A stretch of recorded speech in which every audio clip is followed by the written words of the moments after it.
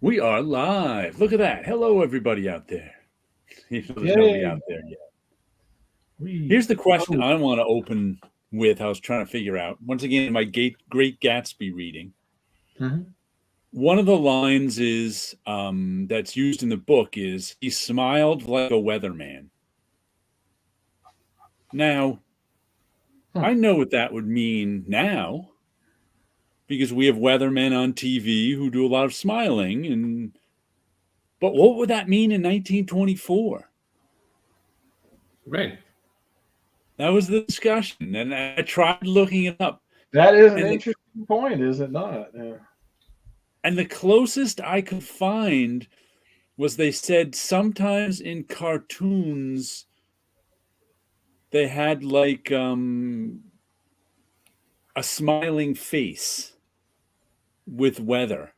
And I was like, and I was like, I heard that. I was like, smile like the, and I don't know if that's true, that's the actual, but I was like, what smile like a weatherman? Because that, you know, we wouldn't even think about what that means now. Ye- We all know what smile, what a weatherman means since the Right. advent of TV and weathermen on Mhm. TV.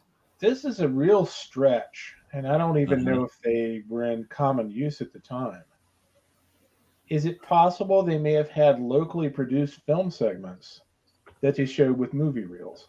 Maybe, I don't know. I've never heard of that. That's the only thing I can think of that would fit in visually. I mean, because they do weather over the radio, but you didn't see anybody smiling. Right, right. I found Mhm. that real smile like a weatherman. I was like, That is odd. what does that mean? Is that like one of those Mandela effect things where you think it was actually, written by a time traveler? Yeah. Hmm. Interesting. Mm, Smile. It's interesting because I have not listened to many audio. I've listened to audiobooks over the year, but not a ton. right. And I'm listening to the Great Gatsby audiobook. And this is the first time I've listened to an audiobook of a book I know, too. Right. Usually when I've listened to an audiobook, it's been one I've never read before. Right. That is a really different experience, listening to an audiobook and listening to an audiobook of a book you've read.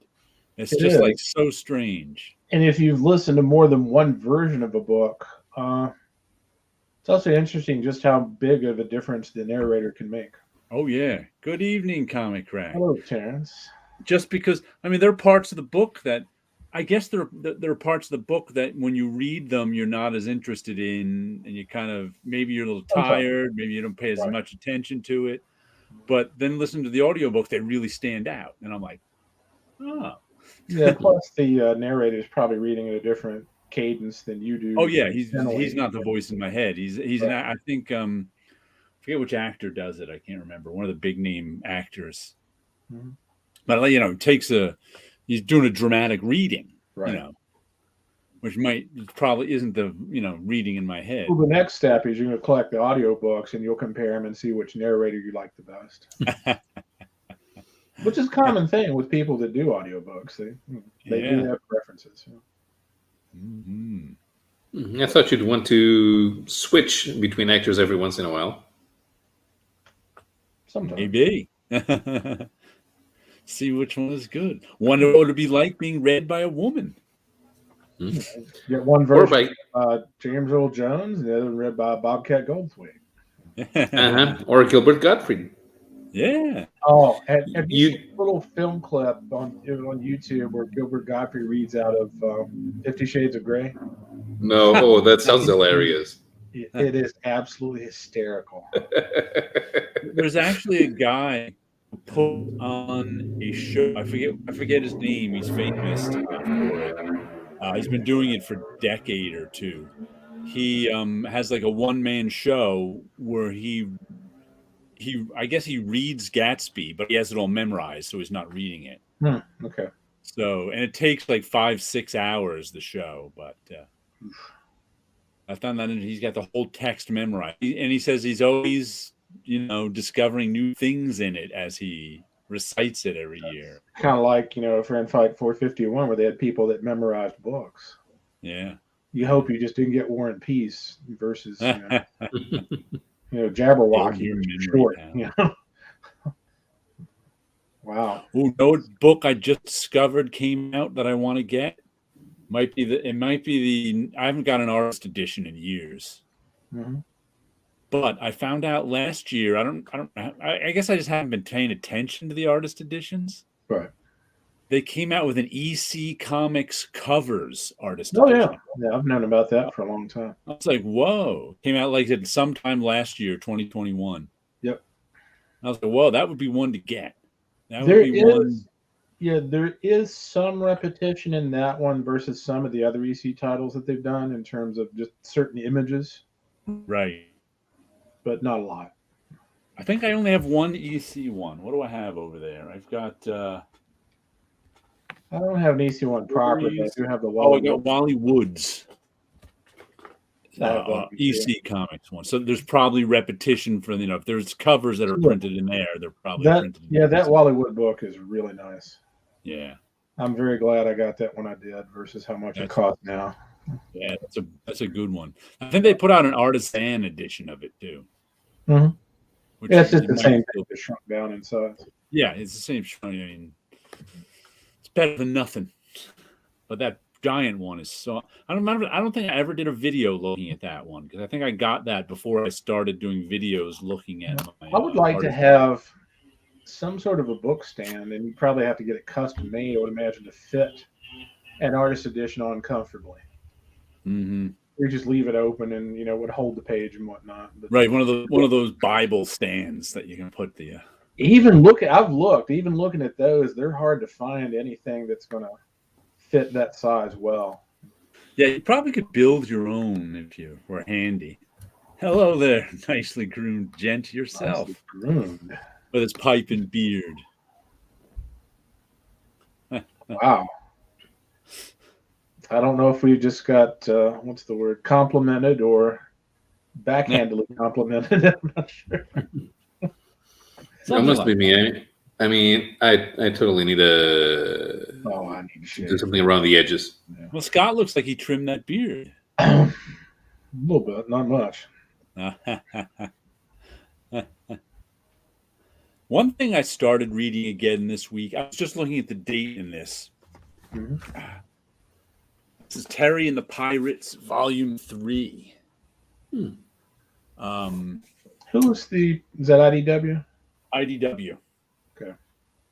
And I bought what is this? We got 6 volumes over this. All 6 volumes of this I bought. I think one or maybe 2. I think one a year came out probably. Right. I can't even remember. But I'd never read all of Terry and the Pirates before. I haven't either. So I've read back then, part I of think this one it. came out in 2008. Mhm. And I was like, oh, I'm going to get Terry and the Pirates, get all the Terry and the Pirates. That'll be cool to finally read it from beginning to end, all the Milton Caniff stuff. Right. And this has been sitting there for 10 years. I haven't made it to the first 2 volumes. And I'm like, finally, you know what? I just have to leave it out.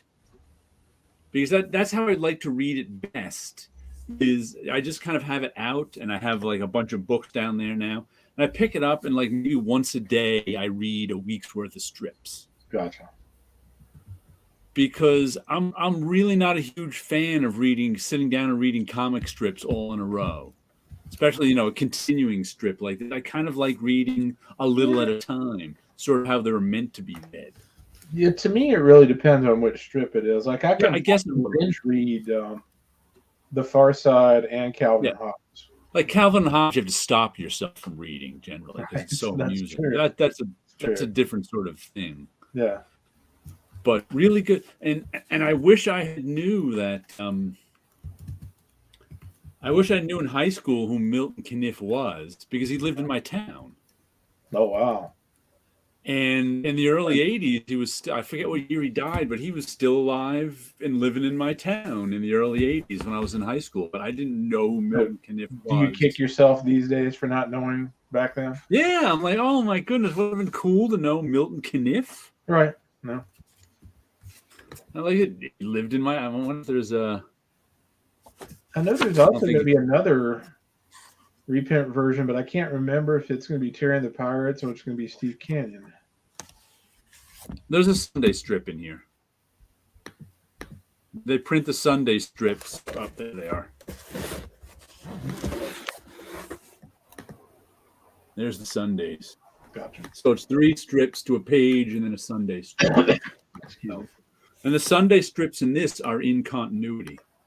Oh, nice. Because Sunday strips weren't always in continuity with the daily strips for people who only got the Sunday paper. Depending on which one it was, yeah. But they're coming out with a new version of this. That's Some what other it was either that I couldn't remember if it's Terry and the Pirates or if it's Steve Canyon that they're going to start. They're doing new Terry and the Pirates. Okay. I think they might be at a bigger size. That would be interesting. At least the book is a bigger size. I mean, I haven't seen it printed. Right. I remember seeing at a bigger size, but I don't know at a bigger size than that, a bigger size than old, because I've got some old Terry and the Pirates stuff that's printed standard 8.5 by 11 paperback. Right. And those strips are, I guess they'd be, 8.5 inches wide by, these ones are bigger than it, maybe 2 inches tall. So. Yeah, they did a good job a few years ago. They were republishing Flash Gordon in oversized formats. Oh, yeah. It was nice. It's still going on now, but especially in the aughts. It was like a golden age of comic strip reprints. Yeah. There was all sorts of stuff. Yeah, there's some fairly obscure strips that are getting reprinted. I mean, there's a couple that I've never even heard of before. That's actually kind of neat, Yeah. Stuff I got a couple of Captain Easy books over there. I got those. Yeah, that's a pretty good strip. I never read it before, and all the Sundays. Yeah, Sunday Press put out some really, really oversized little Nemo strips that I'd like to see. That reminded me too. When we were speaking before of Smile Like a Weatherman, I also during that Golden Age discovered Gasoline Alley in the Walton Spiezik's books. Also, I've got some Dark Horse put out some Sunday strips of Gasoline Alley in big books.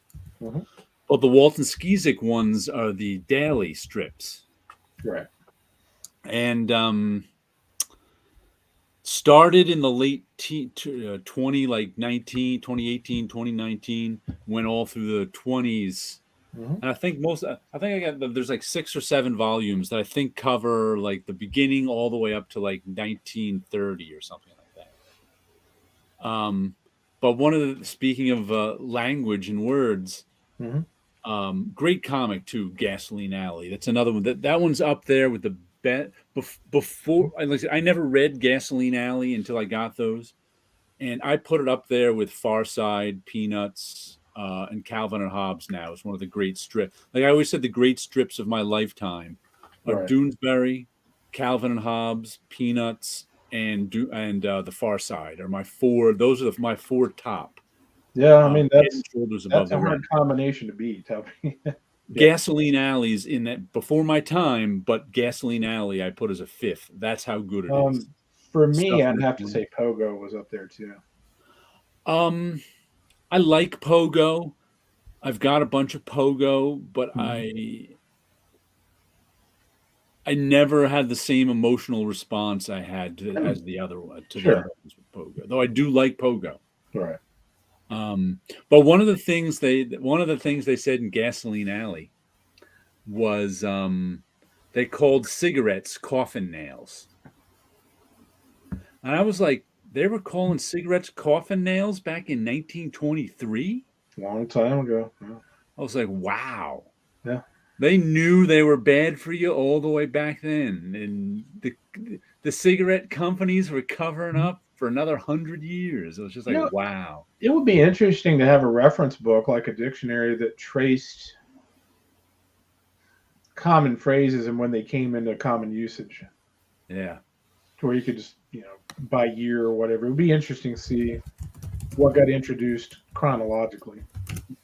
Well, he saw one of those giant little Nemos in person. My friend Ed has one of those. I must have got it 15 years ago now. That's the last time I saw it. They're big too. Those. But he used the A word, affordable. I don't know how that was affordable. Later, because when you pass it up when it was affordable. Yeah. I don't know how that was affordable. Those books are expensive. They're like $150 or something. The artist, I can't remember the fellow's name, but I can see his face plain as day. The artist that does Gasoline Alley now comes to Heroes Con just about every year. Okay. He's an older gentleman. He's probably in his let's say he's very late 70s, maybe early 80s, I would guess. He's a really nice guy, but I can't remember his name to save my life. Right. Okay. Yeah, I don't remember who did it. But yeah, you definitely have to check out Gasoline Alley. Those are the ones they're published under the title Walton Skizix. Right. Because though the strips are in public domain, the name Gasoline Trademark. Alley is still trademarked. So they couldn't use. Matter of fact, I can remember I saw the first volume of that at my local comic shop when it came out. And I was like, Walton Skizix? Who's Walton? And I'm opening it up. I'm like, I think this is Gasoline Alley. Right. And I ended up buying it for, he gave me a good price on it because no one else was going to buy it at the comic shop. And I got it home. Sure enough, it was Gasoline Alley. Yeah, Gus brings up a good point there about, the strip he's talking about. That's, it's popular everywhere else except here in the United States. And that's true of a lot of things. Yeah, I don't know that one at all. It's kind of weird to hear somebody say that. Yeah, we've had exhibits about it many, many times. I remember when we had the 40th anniversary exhibit here in Portugal. There's a collection with 10 volumes. The strip lasted for 10 years. But there's a collection of 10 volumes with all the strips. What type of strip is it? It's political comment from the mouth of a 7-year-old girl. Okay. All right. Okay. Shop was starting to meet its end and it wasn't in perfect shape. That's why it was affordable. There you go. That for some reason you're just talking about comic strip that what didn't meet success in the U.S. What is it? She's a pacifist, anti-capitalist, no bullshit child. Yeah. That's why it never caught on in the United States. Yeah. But she hates soup. Hates soup. And her little brother. I started following this cartoonist I'd never heard of. Mm-hmm. He's got a blog like a couple of months ago.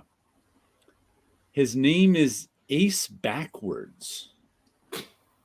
Okay? Minor cartoonist. You've probably never heard of him either. Mm-hmm. But he's got a blog somehow. And he lives in Berkeley, California. And he's been living on the streets for the last 7 years. I think he must be in his early 60s. And he doesn't do cartooning anymore, of course, because he's living on the streets. Mm-hmm. But he has a blog somehow that he always posts pictures of the feral cats that live at his campsite. Right. And he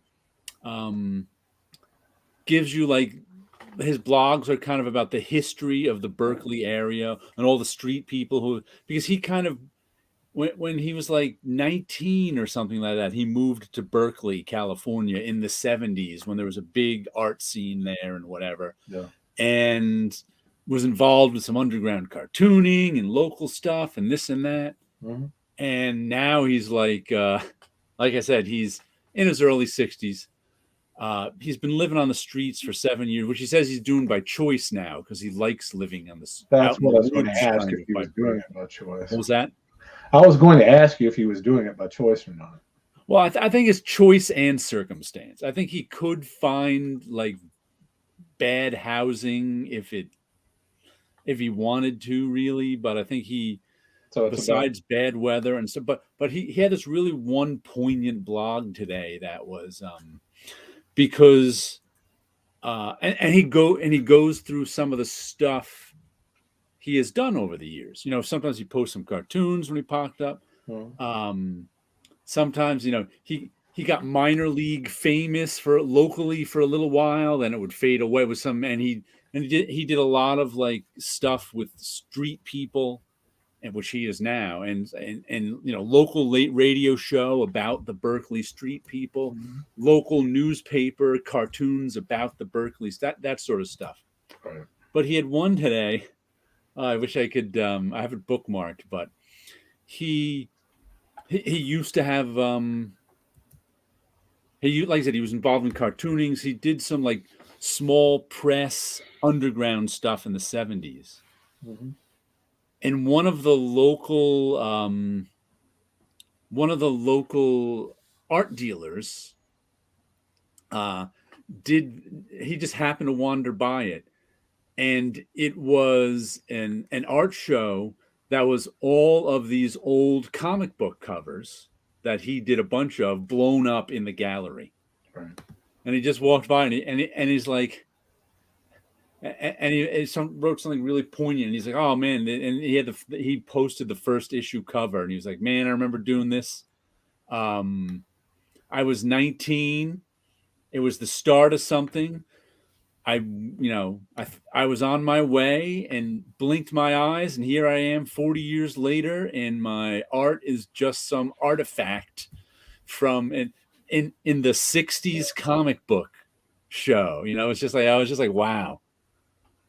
That's, one day you're 19 making some comic book art, you're doing what you want to do, you're on your way, and the next day here's a relic of the 60s. Yeah. I'm like, whoa. Yeah, I get it. But he makes a pretty good blog if you ever want to read a blog about a failed cartoonist living on the streets of Berkeley. Gotcha. Meanwhile, I found out there's a bunch of comics about the history of where common phrases come from. Yeah? Comics? Yeah. Comic. Okay. No, books. Common Phrases and Where They Come From by Myron Korak, published 2002, provides the history behind more than 150 well-known English phrases, including bury the hatchet, face the music, kick the bucket, lame duck, lion's share, and nest egg. You have to watch out with some of those books, though. Yeah, I believe I suppose some of them will go for bullshit or yeah. or like folk etymology. You always hear the definition of rule of thumb, which is the size of a stick you are allowed to beat your wife with in English law. And that's just, you always hear that for it. It's like, no, that, and if you actually investigate, everybody's like, no, it's completely apocryphal. No one actually knows where rule of thumb comes from. But there's never been an English law that said you can beat your wife. It comes from Robert Crumb, right? What was that? It comes from Robert Crumb, right? The rule of thumb. Yeah. Keep on trucking. The Illustrated Histories of Everyday Expressions discover the true stories behind the English language's 64 most popular idioms, by James McGuire and illustrated by Alex Calamaris. There is a especially in my youth, I used to get my mother various dictionaries for Christmas and her birthdays because she collected dictionaries. And one that she was looking for a while, this is the early 80s, and finally got, was there's one called The Dictionary of Historic British Slang. I've heard of that. Really good book that gives you the word origins of a lot of slang. Mm-hmm. But my favorite slang phrase that I had never heard before reading this dictionary was the phrase, a thorough good-natured wench. And the definition of a thorough good-natured wench was a woman who, when asked to sit down, will lie down. Subtle. Subtle. Yeah. So I guess that's where the thorough part comes from. Yeah, a thorough, good-natured wench. Oh. That's putting a polite spin on things. Oh, and here's something I was watching on YouTube today. Do you guys know the former YouTuber Why Not Art, Tony? He I've heard that name. I think he's still on Instagram, but he was on YouTube from 2014 until like a few years ago. I think Tim has talked about him a ton. Yes. He drew, if you remember, Tony, Why Not Art, drew that print that Tim has of community members from back. Right, I do remember that. Like Tim's on it, Travis is on it, a few other people are on it. Well, he actually made a video today, Why Not Art, for the first time in I don't know how many years, 4 years or something. Mm-hmm. And he mentioned, do you remember? It was such BS too. Do you remember? It was a few years ago when people were quitting YouTube because the FCC could fine you $10,000 if you put something inappropriate for children in it. Yeah, that was a big concern at the time. Yes, I do remember that. Yeah, that wasn't a concern for me because it was obvious BS. But people were, I completely forget. People getting so worked up over that. Oh my goodness. Yeah. And it was all YouTube. YouTube had just gotten in trouble for keeping metadata on children, which you're not allowed to do. You're not allowed to track and keep metadata on everyone else. You can track everyone else's habits on the internet, but you can't track children. And they got caught tracking children, so of course got in trouble, had to pay a big fine. But in order to make sure that didn't happen again, they made these rules. They made everybody think the FCC was coming after you somehow. Well, I don't know if it was them who made it think it or other people, but I remember everybody was like in an uproar for like 2-3 months. Yeah. Oh, I have to mark this. You know what drives me crazy about that is when they tag videos now that are for kids. You cannot add them to playlists and you can't save them. Right, you can't comment on them either. Comments are automatically disabled. Comments are one thing, but if it's like a video I want to put in a folder if I want to watch it later. Okay. I didn't even know you couldn't even save it. You can't do it. You can bookmark it, of course. Right. It drives me crazy that you can't do that. Yeah. But he just happened to mention that in his video coming back. I was like, oh, I completely forgot about that period in time where everybody was like, the government's going to come to your house and fine you for making a video that's not for children. It's like, no, they're not. Right. That's not going to happen. Well, everybody reacted to it by putting disclaimers at the beginning, middle, and end of the videos and in the description. Yeah. This video is not intended for children. Completely innocuous. At all. I know. I was just like, really? You really think that's going to happen? Yeah, I do remember that. I just completely had forgotten about that time period until he mentioned it, and I was like, oh, that's right. People were just panicking. Yeah, they were just like, oh no, what will I do? The government's coming after me for making a YouTube video. They're going to fine me $10,000. Yeah, and a bunch of people started Twitch accounts. Yeah. Oh, we're switching over to Twitch. Yes, yeah, the same government that's been coming for everybody's guns for 50 years now. Yeah. It was just so strange those days. Let's show you a comic I bought this week. I got 6 comics. We got Nocterra, number 8. Which was good. Once again, this is a comic that's a B to me. Yo, yo, yo. Good evening, sleepy reader. Yo, yo, ma. And you know what I realized I don't like about this? There's one character I don't like. And this is the comic that's about the sun goes black. And there's still sunlight, everything, everybody didn't just freeze and die. But if you're left in the dark too long, you turn into these shade people who are just, you turn into a monster. And all the animals turn into monsters too. Right. And it's people trying to survive in this environment. But they've introduced a villain to the series who's called he was in some of the earlier stories, but he's called Blacktop Bill. There he is.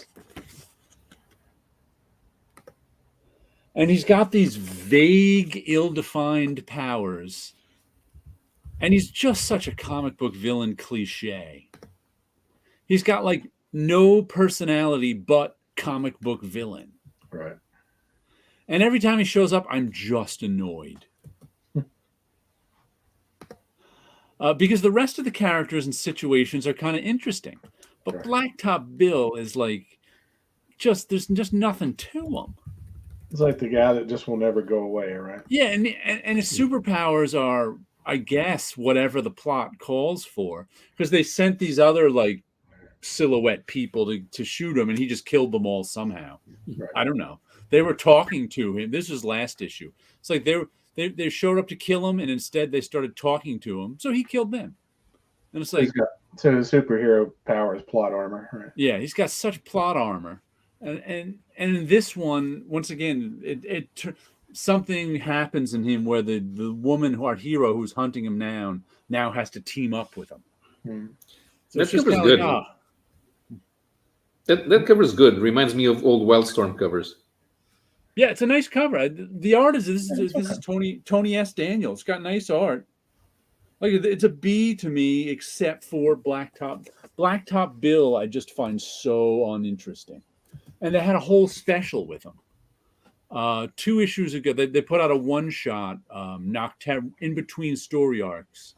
They put out a one-shot with Blacktop Bill, which I got because I was like, oh, I'll give it a try. You know, hasn't been issued Nocterra in a while, and I was just like, oh my goodness, this is all. It gave us like the backstory of Blacktop Bill, which was like super villain backstory.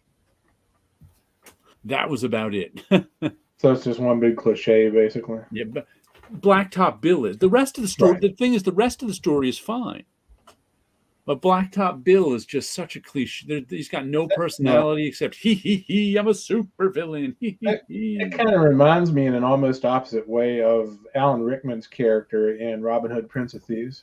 I haven't seen that in a long time. Well, he's in a different movie. Technically not, but he's in a different movie than everybody else is, and the movie he's in is better. But now that you mention this does look like a Wildstorm cover, probably because of the militarism. Everybody's got pouches and swords and guns and eye armor. You know, I guess that's night vision stuff. Right. And they're standing on clouds, so there's no feet or legs. And I don't know. I do not know what those clouds are there for, except for him not to finish the drawing at the bottom. Pouches and no feet. I mean, there is no reason for those clouds whatsoever. Maybe the colorist just decided he wanted to put something in there. But, you know, Nocterra continues to be a solid comic book. Is that one of those wavy covers too? I don't think it's that. Oh, yeah, it is. Now that I look at it, it's not as wavy. Oh, there we go. Yeah, it's got that corrugated cardboard effect light there. Bad paper, too much ink.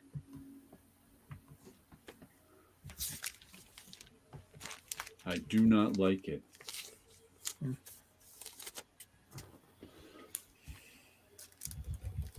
Oh, did you hear the big tempest in a teapot news this week about comics? Refresh. I'm not sure if I did or if I didn't. About DC staffers not being able to go to the offices? Yes, DC Comics was kicked out of its offices. Hadn't heard that. It's actually happening to a lot of companies. I know it happened to Daisy. Well, not that she wants to go back to her office.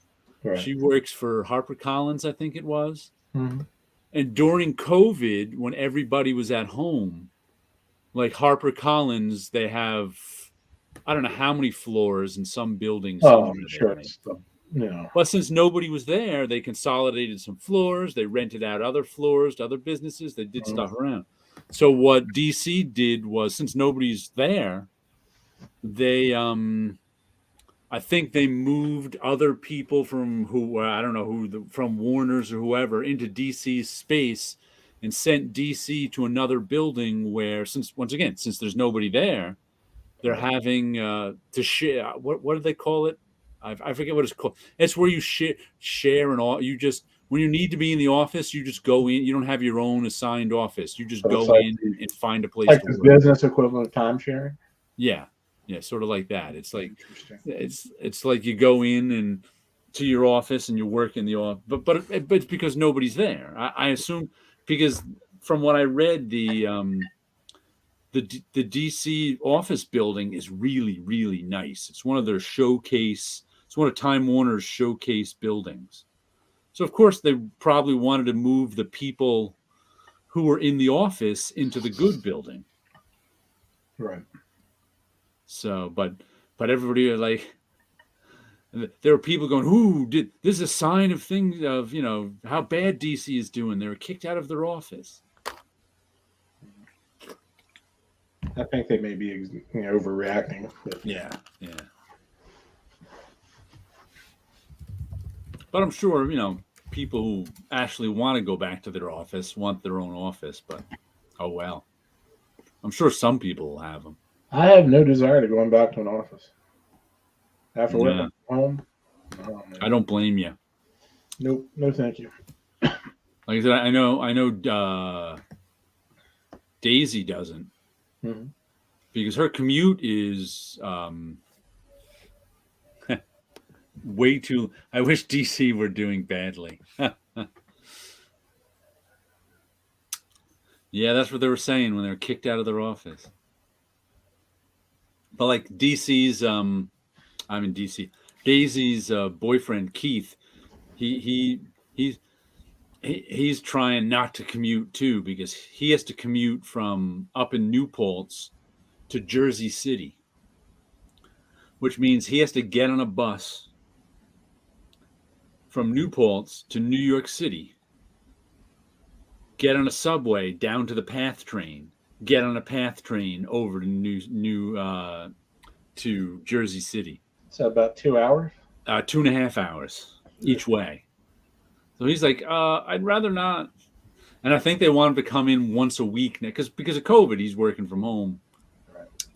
And they were like, I want you to come in once a week. He's like, how about Why? once a month? Why?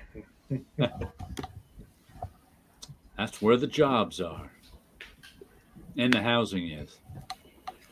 That's what's so nuts. I have to say, I didn't need to spend this $8 for the week. Another Cerebus in Hell, double-sized annual. A mixture of Detective Comics 27 and what is that? Spider-Man 252. If you hadn't told, just from looking at the cover from here, if you hadn't told me it was Cerebus, I would have never guessed. Exactly. You can't even tell this one is Cerebus. Right. But with comedy, it's hit and miss. Unless you're reading as Calvin and Hobbes, comic strips are just hit and miss comedy ones. They can be, yeah. And I generally like this book, but this book was one. There was one strip that made me laugh out loud, and it was a fart joke.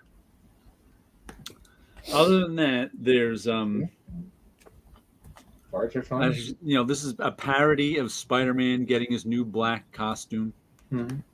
So we had a lot of jokes about superheroes getting their new black costumes. And it was like, these jokes might have been timely in 1987.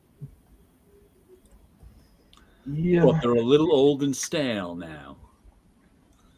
So, someone getting a new black costume and getting darker and grittier is not a joke.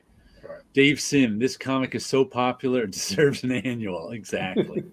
I don't know what's going on. Does that mean it just deserves to come out once a year?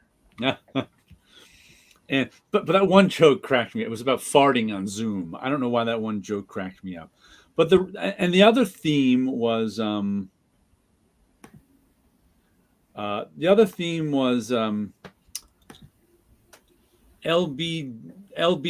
Oh, the initials G. LGBTQ plus. Yes. Boy, they sure get offended by everything. We can't make jokes about anything anymore. Look, the movie we're putting out for them is 16 seconds long. And it's like every joke you've ever heard about not being able to say stuff because people get offended, which are not funny. Those jokes, you've heard all the jokes before. They weren't funny the first time. They're not funny this time around. So there was a lot of not funny going on in this one. And then just bizarre at the end. All of a sudden, where were these? Here's more of the guy in his dark costume. All of a sudden, it ended with these strange jokes about doing cheesecake splash pages. And he took one of those old, because he uses a lot of old prints from the 19th century. And he drew like a fishnet stocking version on this print of this naked woman. So she's in a fishnet stocking. And it had something to do with drawing sexy splash pages over and over and over. I was just like, it was actually more amusing than the black costume and the everyone's offended jokes. And I just had no idea what that was about. I'm like, what? I do have to say I'm impressed with Frank Cho now because he did another parody, cover where he did not use the phrase wheat cakes. He likes that wheat cakes. Oh my God. Somebody needs to put a moratorium on that phrase. But this one also, I got copy 762 of 1753. Usually like with with a Batman or Spider-Man cover, the print run goes up. But it didn't with this one, so I guess nobody cared about this parody cover. Yeah, that's a really tiny print run. Yeah. Oh, yeah. They're not big print runs. But it was just like, I just started flipping through those everybody's offended jokes. And then I just started flipping through those everybody's got a new black costume jokes. I was like, oh, man. But some issues I generally like it, but some issues are clunkers. And this one was a clunker. Gotcha. Clunker.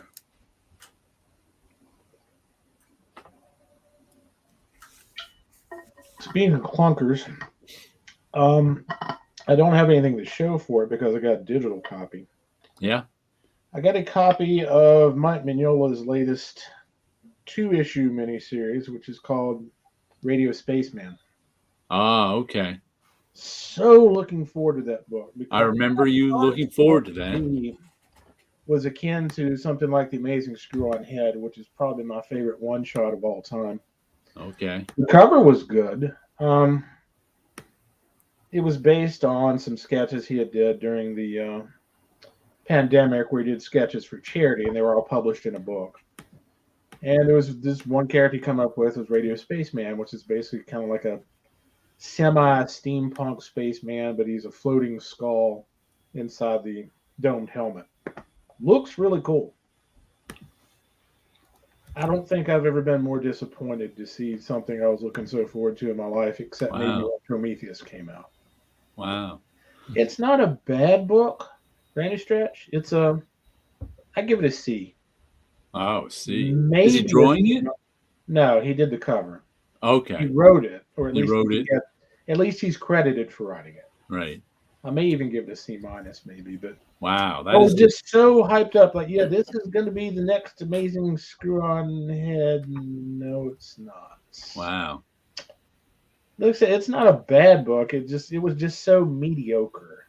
What made you get it digitally rather than a physical copy? Because I knew I wasn't going to go to a shop that week. Okay. I really wanted to read it. It was just easier. Yeah, it was easier. And I was like, yeah, I'm ready. It's like, if this is going to be anything like Amazing Screw-On Head, like, yeah, bring it on, Mike. Just lay it on me. No. I feel guilty. I liked Radio Spaceman. I don't feel guilty. I mean, like I said, it's not a bad book. It's just for me, in comparison to what he'd done before, it was just so mediocre that it was even more disappointing. Okay. That's. I had all my hopes up, and it's just like you popped. That's always a letdown when one of your favorites comes out with a new book, and you're like, eh. Yeah. It's kind of like Alex Robinson did that to me once. If you think if Craig Russell did like a Dukes of Hazzard adaptation, it's like Alex Robinson, who it just didn't work. Alex Robinson, who did Boxed Office Poison. Mhm. I think it was his next one after that, or maybe he wanted to. It had been a long time since he came out with anything. I think it was Tricked. I'm not sure. May have been. He came out with another graphic novel like 5 years later after he finished that. I was like, oh, cool, a new Alex Robinson one. And I was just like, eh. Luckily, I knew he wasn't drawing Yeah, it. I knew he wasn't drawing it either, and I probably would have liked it 1,000 times better if he had. Just the thing about the Amazing Screw-On Head, it was just a master class in timing. And in this book, there was like one funny line to me in the whole book, and it was about a what's the word I'm looking for? An incompetent lab technician making a quote about why he was still employed. And it's like, well, here I am. Well, it's that's a Buckaroo Banzai thing to say. Yeah. Yep. But other than that, it just seems so cliched and predictable. I was like, I wanted to love this book, and now I just kind of like, it's there. My hoopla reading right now is Marvel Secret Wars, reading it for the first time. Fenner 27. Oh, my man. Marvel Secret Wars was probably when I stopped buying Marvel and DC comics. I think I got the first couple issues of it, and that convinced me that, you know what? Mainstream comics were not for me anymore. I was just about all indie then, except for checking in here and there on stuff. Yeah, I got all those, and I bought somebody's collection back in the day, and that came with those, so that's when I read them. Ah. Yeah. I don't even know if I read. I don't think I've ever, to this day, I haven't read it all the way through. I read the few issues I got. I probably bought 1 or 2 issues even. I've just never been a fan of event books like that. Well, that was like the first of them. So in order to not be a fan of event books, I think that has to come later than Secret Wars, because that was more of a. I mean, if you start off, 0-1, it sets a precedence afterwards. Well, yeah, Black Costume Time. Yep. I don't even think I made it to the first Black Costume issue in Secret Wars, though I did get it in the Spider-Man's regular book. I remember Charles Vess was talking about one time he did a Spider-Man graphic novel, and he also did the cover of Web of Spider-Man #1, where Spidey's wearing the black suit. He said, "Yeah, those two books paid for my house." That's amazing. Yeah. You used to be able to make money in comics in the 80s and 90s. Way back then, yeah. Nowadays, here's something I want. It's fun to bring up because I had a thought about it today. It was a few weeks ago. I was watching one of ETA Nick's videos, and this particular video was about. Have you ever gone on eBay and occasionally see some comic that's super overpriced? Like you'll see a comic that goes for $200 for $2,000. Right. And his video was kind of speculating on why that was. What were these people up to? Were they just using that to get attention?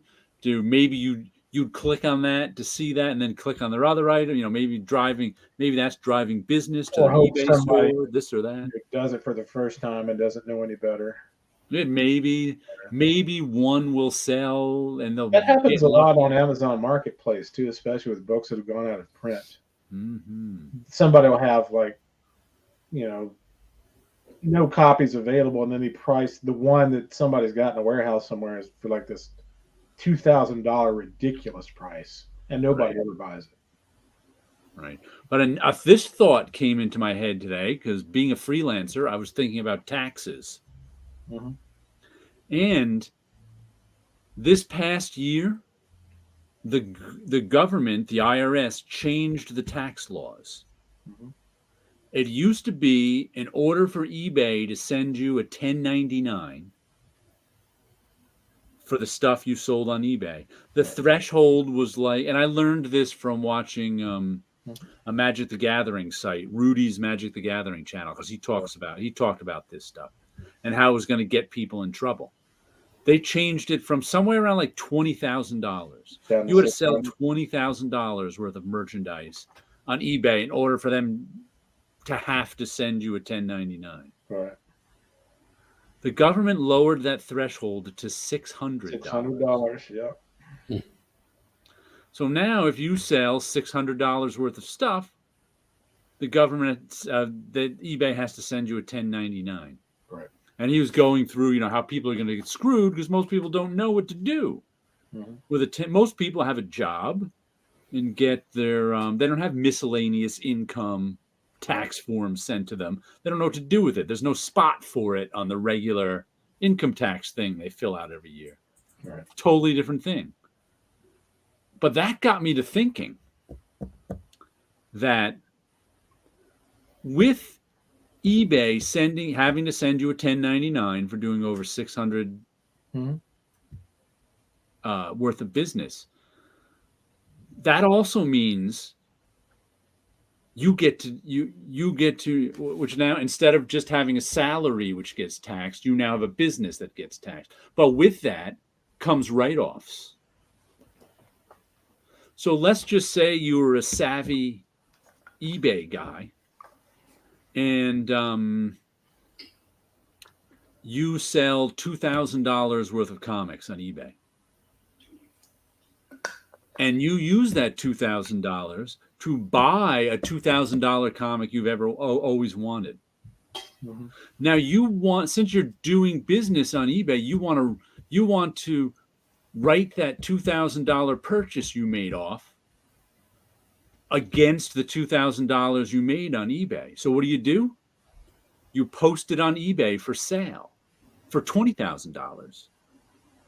That makes it a legitimate government write-off, I think. I mean, I'm not a tax firm, but since you're now posting it for sale, right. You're now trying to, even if you don't sell it, you're now using it in your business and you can prove it.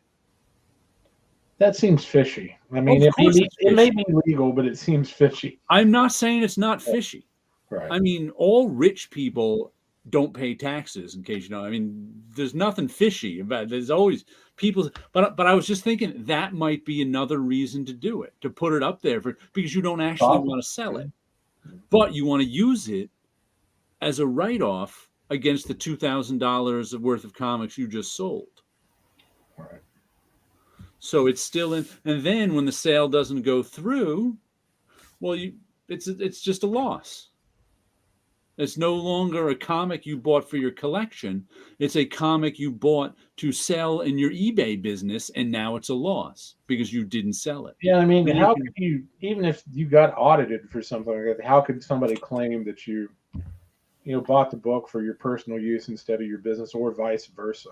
Well, you could not if you don't put it for sale, then it's for your personal use. That's why you put it for sale at a price that it will never sell at.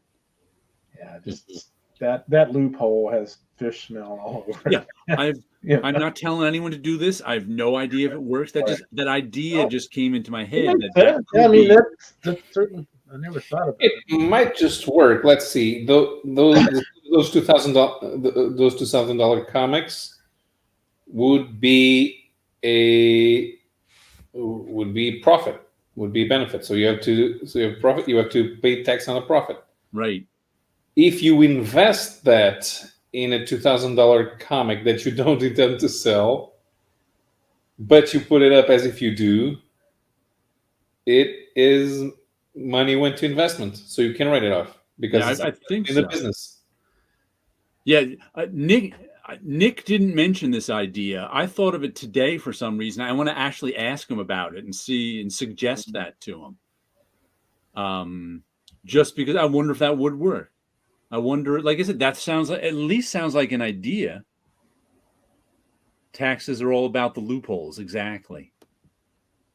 So I wonder, like I said, that could be one of the reasons people put stuff up for sale that's never going to sell, is to make it look like you want to sell it. Right. because then it goes into a column in your business, because the government's going to make you fill out those forms anyway. So you may as well write some stuff off. Like I said, that thought just came into my head today. I don't know why. So I was like, and I wanted to ask Nick about it just because suggest that. I don't know. He didn't mention that in his video when he was speculating on why people do it. I wonder if he would think that was an idea why people did it.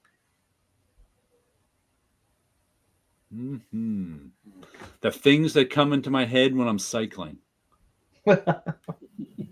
That came to my head when I was out on a bike ride. At least it does it to you when you're cycling. It's not like when you're laying there in bed at like 3 a.m. and you're trying to get sleep where you have to get up and your brain. Oh, by the way, you know what color was the ink used in Carthaginian Empire in a certain year? Yeah, it's the type of question. Yeah, you always wait 3 in the morning. Brain shut 600 one really sucks. More taxes on the poor. Exactly. And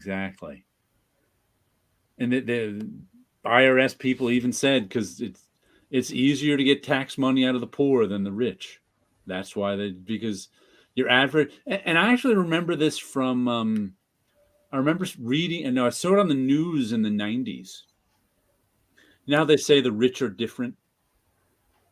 In some ways, they really are. And in one of the ways they're different are the poor or middle class think it's an immoral imperative to pay your bills. The rich do not. The rich do not think it's any kind of moral imperative to pay their bills. If they can get out of their bills, they will. And it's nothing. A poor person feels badly if they can't pay their bill because they feel like they're a failure. And that's why we are poor and they are not. Right. A rich person, if they can dodge their bills, they dodge their bills and think nothing more of it. I thought that was an interesting, and they actually did a study on it. I forget how it was, but I remember seeing that somewhere in the 90s. I was like, oh, okay. Right. The rich really are different, and here's one of the ways. But sometimes when I'm cycling and I start thinking of stuff like that, I have to bring myself back to the reality of cycling, because I can go off in my mind and I realize, no, I have to pay attention here. That's how you end up in New Jersey, right? Yeah. On a bicycle on the street. Right. Because sometimes I'll daydream and go on and go, whoa. Yeah. You can daydream at the wrong time. Yeah, that's true. Jared, have you read The Life and Times of Scrooge McDuck? I'm thinking of picking it up from Fantasy. I have never, you know what it is? I've never been a Carl Barks fan. I've never been a Ducks fan. I actually have a dislike of Disney products in general. Well, the Life and Times of Scrooge McDuck is an attempt at doing a proper chronology for a character that usually doesn't have chronologies. Okay. Because Disney characters are not supposed to have chronologies. Each story is read independently, especially taking into account that they have multiple sources, multiple production sources. So I remember perfectly a comic in which Donald actually develops some business savvy and manages to buy a Cadillac, and he keeps it at the end of the story. But of course, the Cadillac never appears again. Right. And then he drives it down to the comic store and buys $2,000 comics so his uncle can write it off on his taxes. A friend had sent me I have one of the hardcovers of Life and Times of. I haven't read it yet, but I flipped through it and it looks pretty nice. Yeah, I've never gotten into Carl Barks and Donald, but I have a general dislike of all things Disney, which comes from most people have a love for Disney from their childhood. I have a dislike for Disney from my childhood. I don't dislike Disney products, but I definitely do dislike the Disney business. I did not like in the 70s when I was a kid. There used to be on Sunday nights The Wonderful World of Disney. Yeah. Which they showed Disney, and I never liked any of them. I despised Disney as a whole, but loved written adventures due to Western publishing, ignoring Disney and making their own Disney. Oh, that's interesting. Well, yeah, the Italians kind of do the same. I mean, there are supporting characters in the Italian Disney comics that the Americans are not aware of, like Scrooge's butler, Batista. You know what it was? Wow. Okay. Or the one of Scrooge's potential girlfriends, Brigitte McNeil. As a kid, watching The Wonderful World of Disney or whatever Disney stuff I had, wonder what kind of photo reference would Barks use? Yeah, he probably had a morgue like everyone else. They call their big photo reference files. And he had to draw all that worldwide stuff, too. All the locations. Yeah. But anyway, what it was like I was always suspicious of Disney as a kid. Disney movies and things. They never rang true to me. And then I don't know how young I was. I was young enough to still be able to sit on my mother's lap. So whatever age that was, when you're still small enough to sit on your mother's lap. 31. And I remember I got sick kind of one night and came out of my room because I wasn't feeling well and wanted my mother. Mm-hmm. And my mother and father just happened to be watching The Good, the Bad, and the Ugly on TV. Right.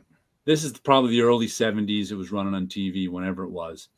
And, I sat on my mother's like, come here, sit on my lap. So I sat on her lap while that, and The Good, the Bad, and I just remember being completely fascinated by The Good, the Bad, and the Ugly. And if you've never seen that, that's one of the dirtiest, sweatiest movies ever. And I was like, wow, this is real to me. And after that, I was like, Disney's lying to me. Disney's whole worldview is lying to me.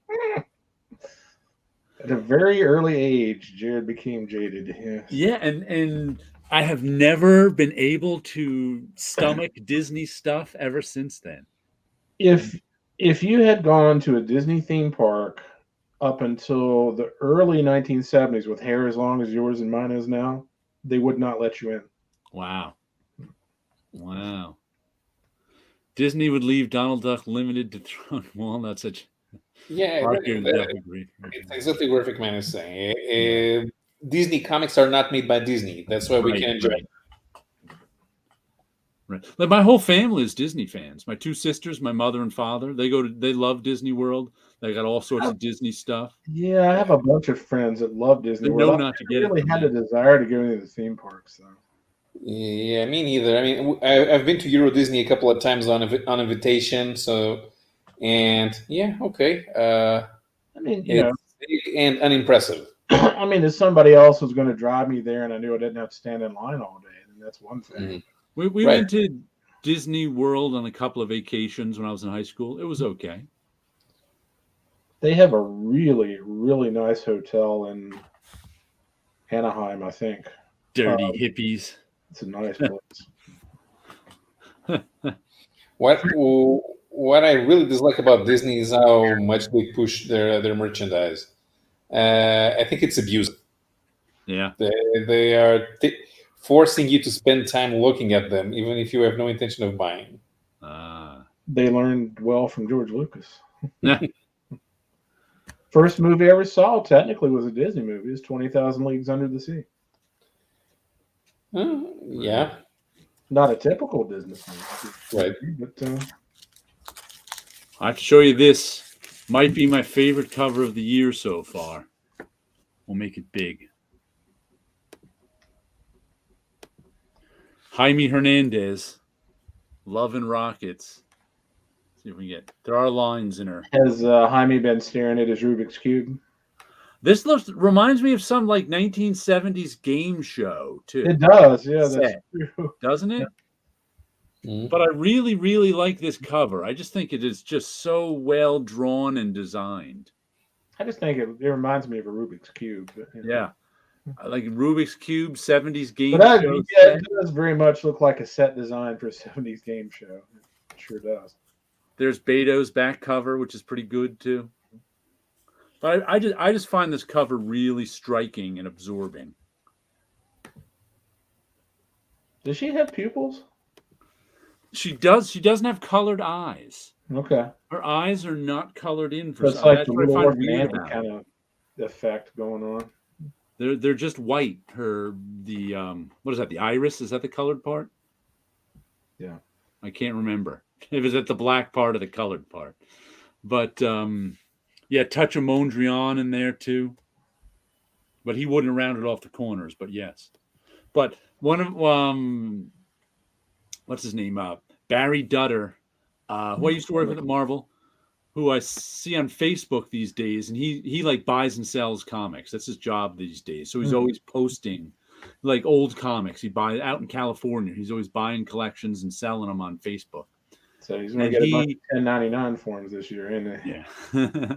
And he posted like just this week I think it was an Adam Hughes cover. I forget. He's doing like Black Widow covers or something right now. Mm-hmm. And he was like, "Oh, I think this is my favorite cover of it's early, but I'm calling it cover of the year." And I'm like, then this one came out Wednesday. I was like, "Nope, I like this one better than the Adam Hughes cover.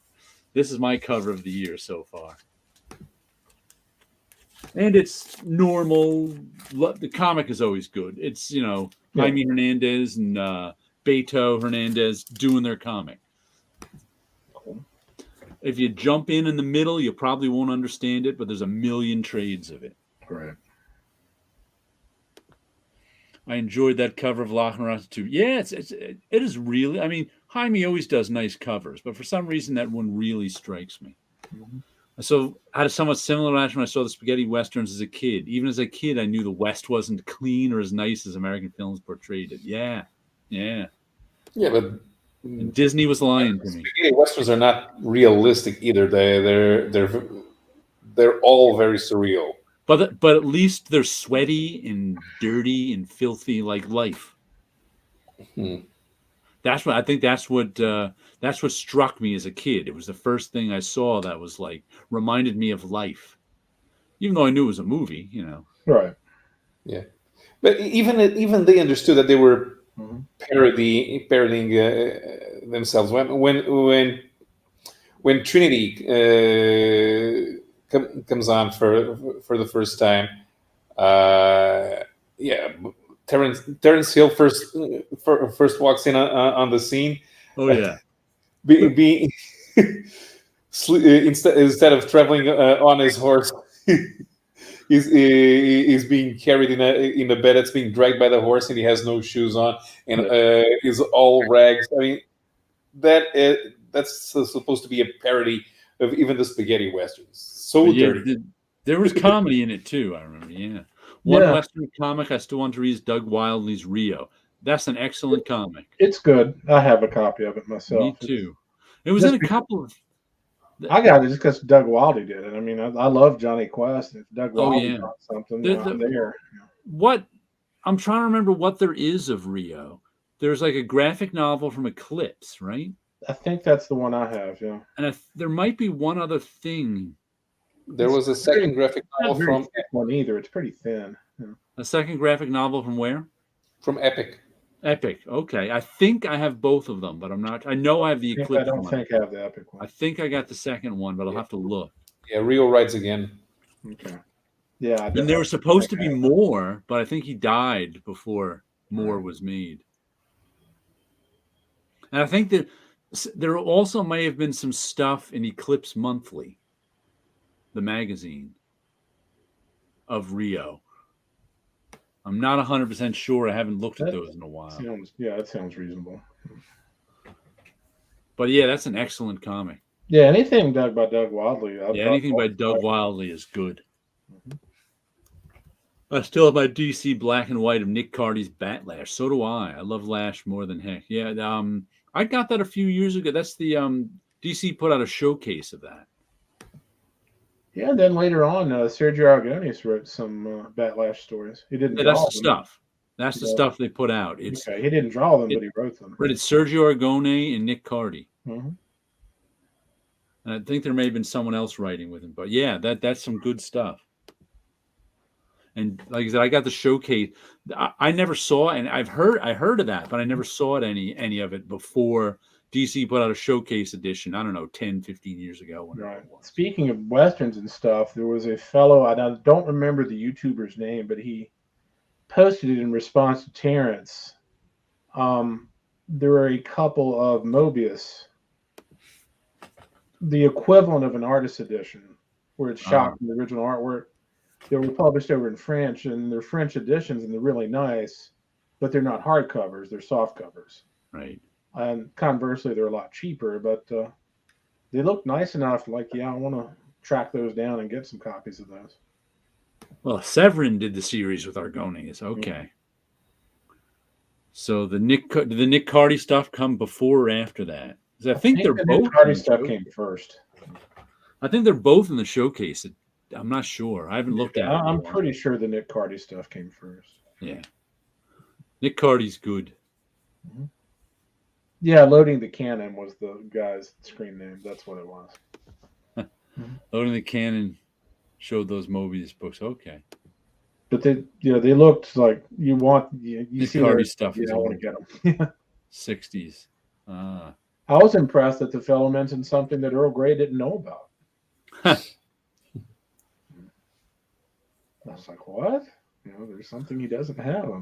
Earl Grey was showing off the German edition of Carmen today, or this week sometime. I was watching that. Nice oversized hardcover of Carmen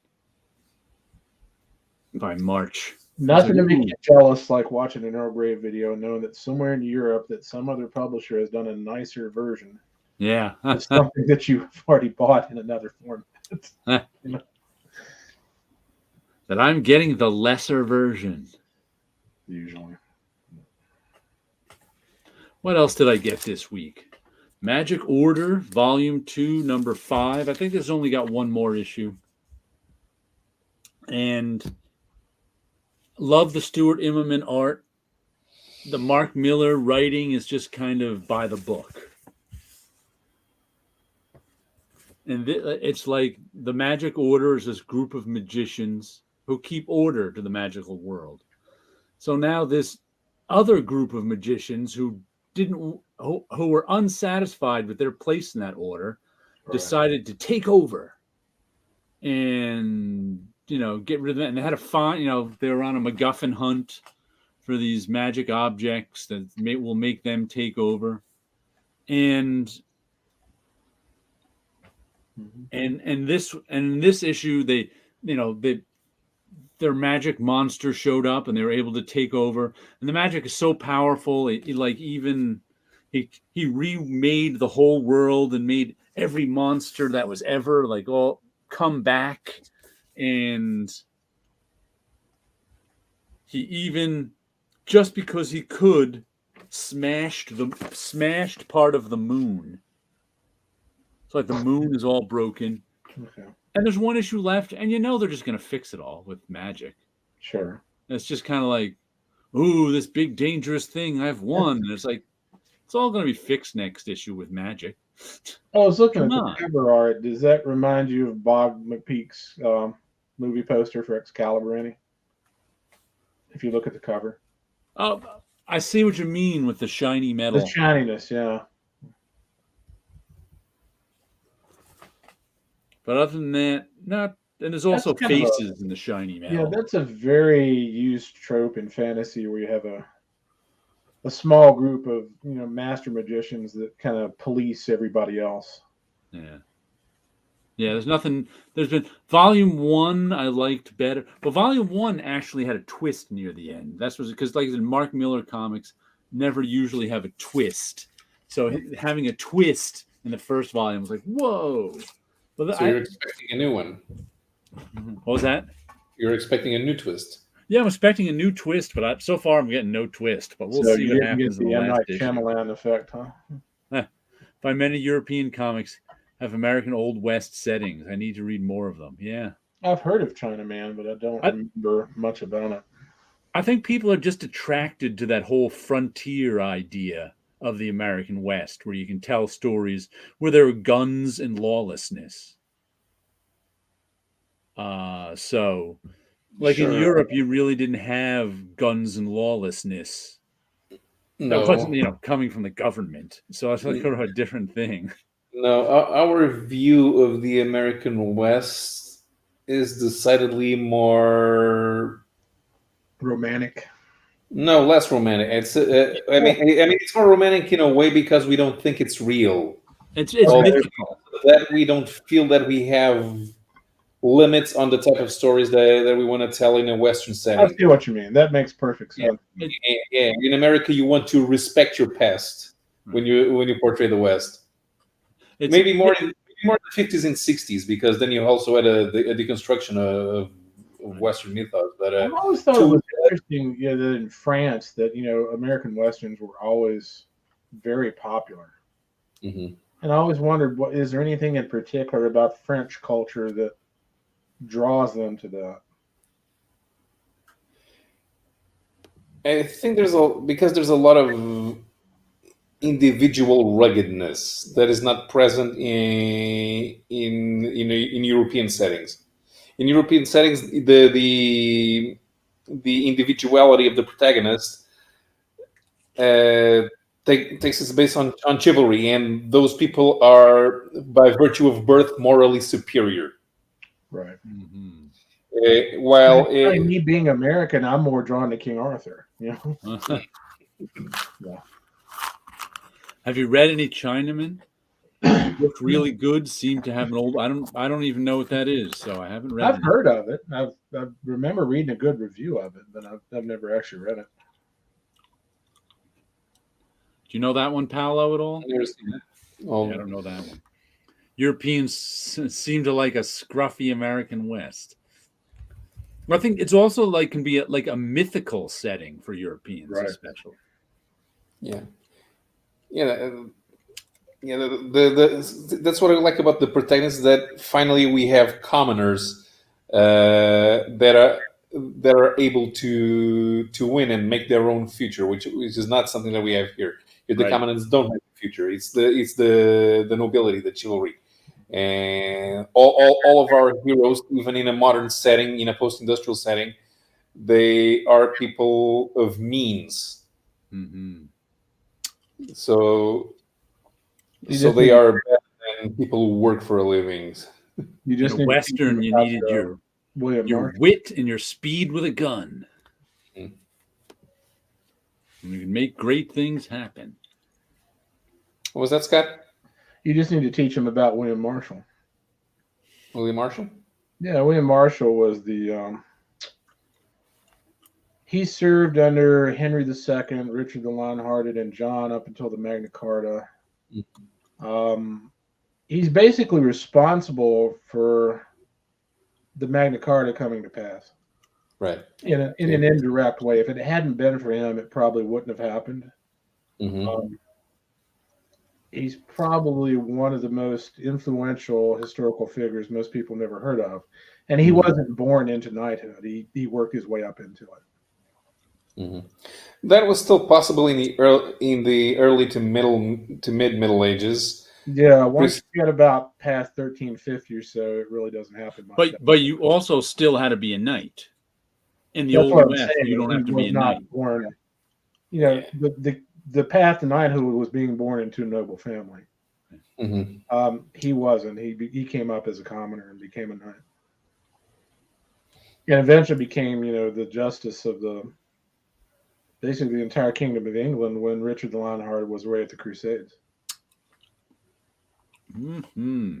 So he was running the country when It's an interesting story. It's a fascinating figure of history.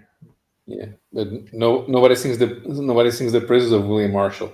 And even when we mythologize that period, even Robin Hood is a nobleman. Yeah, Stealing from the rich to give to the poor, but it's version. Yeah, there's some versions where he wasn't, but most of the time he was. It was very informative, Paulo. I never considered that issue of no needing noble blood in the Western. Yeah. Now we just have to figure out why the French have a fascination with Jerry Lewis. Because of the Nutty Professor. That was good stuff. I don't think they do. I mean, I think there were probably a couple of films that had a good response with critics, and that's where it was kind of blown up in the United States. But the French people in general don't. Right. When you translate humor, you lose a lot. And in France, you just had subtitles. You really have to dub over. So French people watching Jerry Lewis in the movies, they're not really watching Jerry Lewis. They're watching Jerry Lewis's face and some French actor's voice. Well, I guess that's the reason why Mr. Bean is so popular over the world, that it's physical comedy and it translates everywhere. Mm-hmm. Exactly. Didn't Jerry Lewis tell DC never to reprint his comics? I have no idea. Yes, he actually did. Wonder why? I guess he just didn't like him, or they didn't want to pay him. The more I read about Jerry, he was not a very nice man. Jerry Lewis. I read some stuff about him just a couple weeks ago. I was like, ouch. Jerry Lewis was an auteur early on in U.S. cinema. Yeah, I don't really know much about Jerry Lewis. I read about how Frank Sinatra had to con Dean Martin into mending things with Jerry Lewis after years of not wanting to talk to each other. Yeah, once Jerry started pulling in more money, he didn't want anything to do with Dean anymore. Mm-hmm. That old crooner, Dean Martin. Huh. The French have a thing for mimics. Okay. So I guess they would have really liked Rich Little.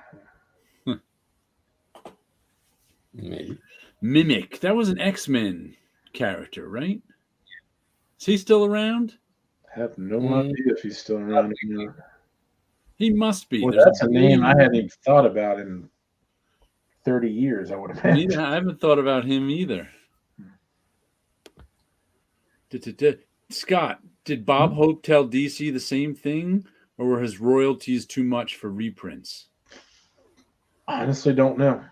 Yeah, I don't know about Bob Hope. I would assume the latter in most cases. I'm thinking most of the time, if you come across something that they knew was a license to print money, the reason they didn't do it was because somebody wanted too much money for the license. Right.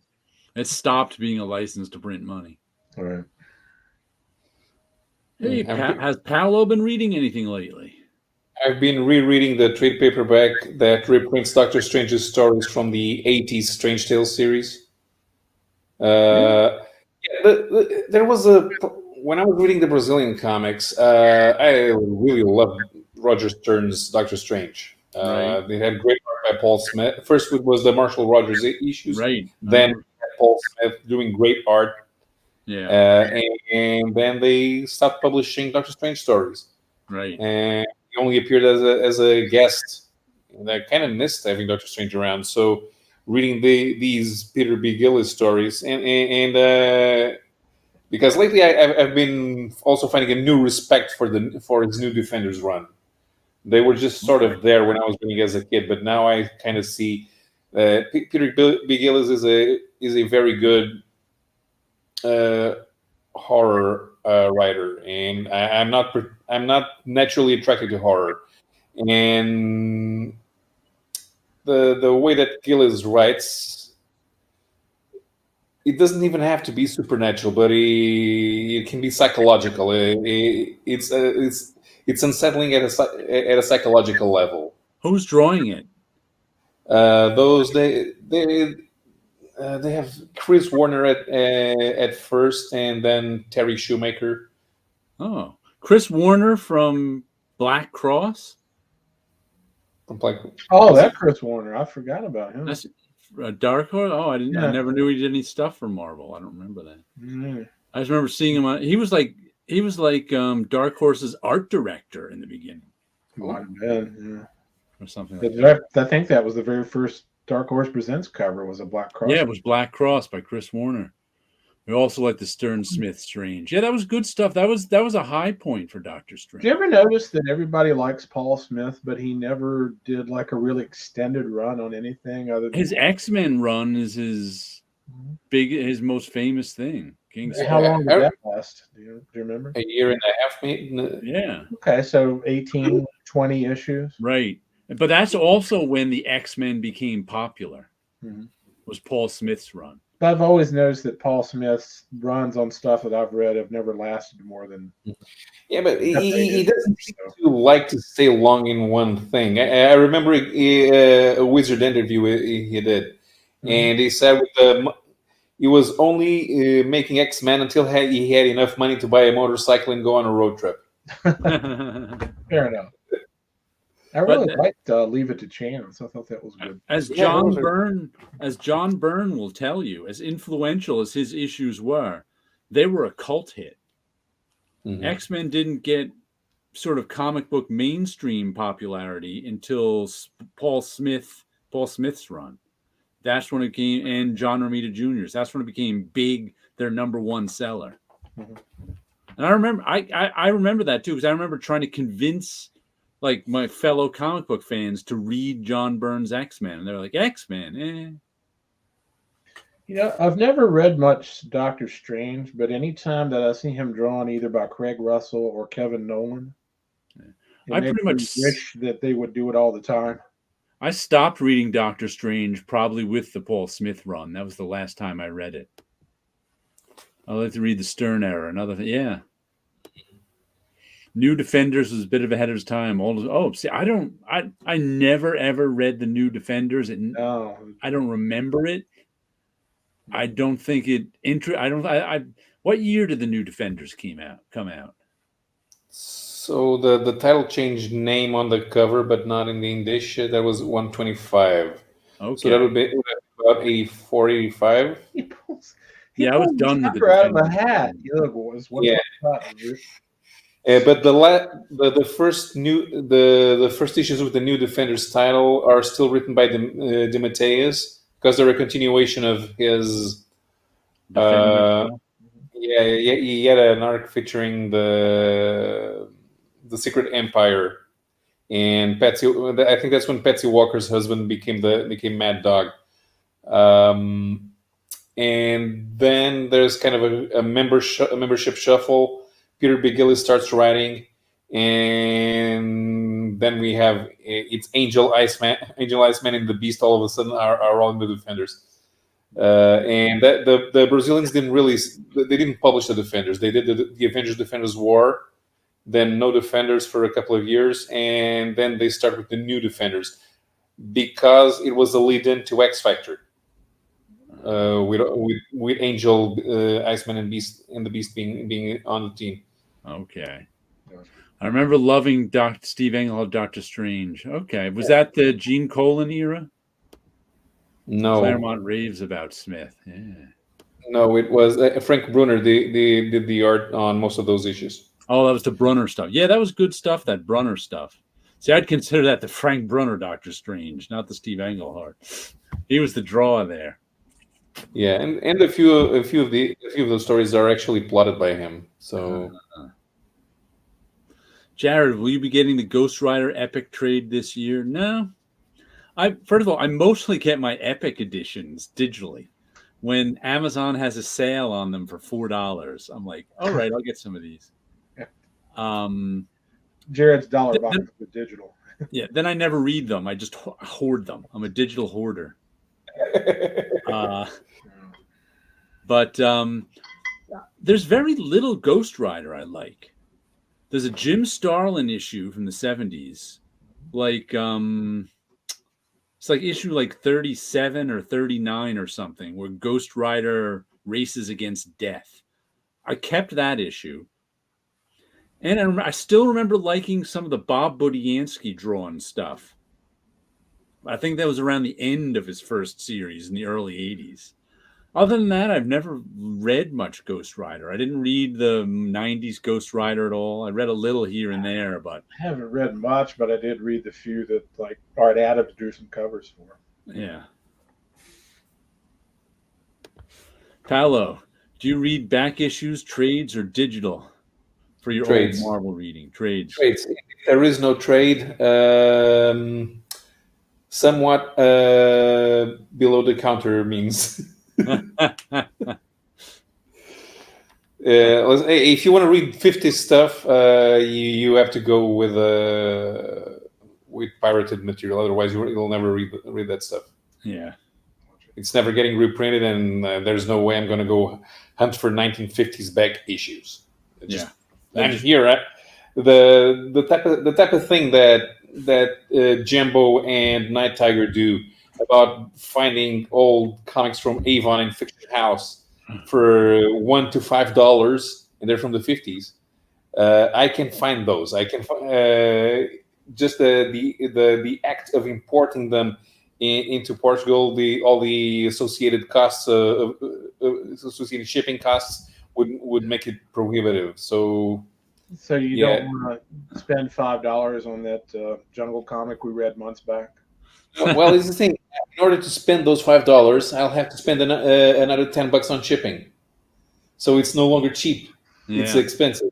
I might as well buy a $50 one because or buy stuff in bulk just to make it worthwhile for the shipping. Yeah, but that's the thing. That's finding those comics are something that you'll find here and there. That's how you build up your collection. I can't afford to build up a collection like that. I would really need to buy in bulk, so it probably have to be something like a $100, $200 purchase, and I can't afford to spend money like that at once. No, with like European comic shows, do you have vendors that have cheap boxes of things like that for sale? Really? Or isn't that pretty much an American concept? Yeah. When the majority of stuff that you find nowadays European, it has to be online. But the majority of people sell them pretty cheap.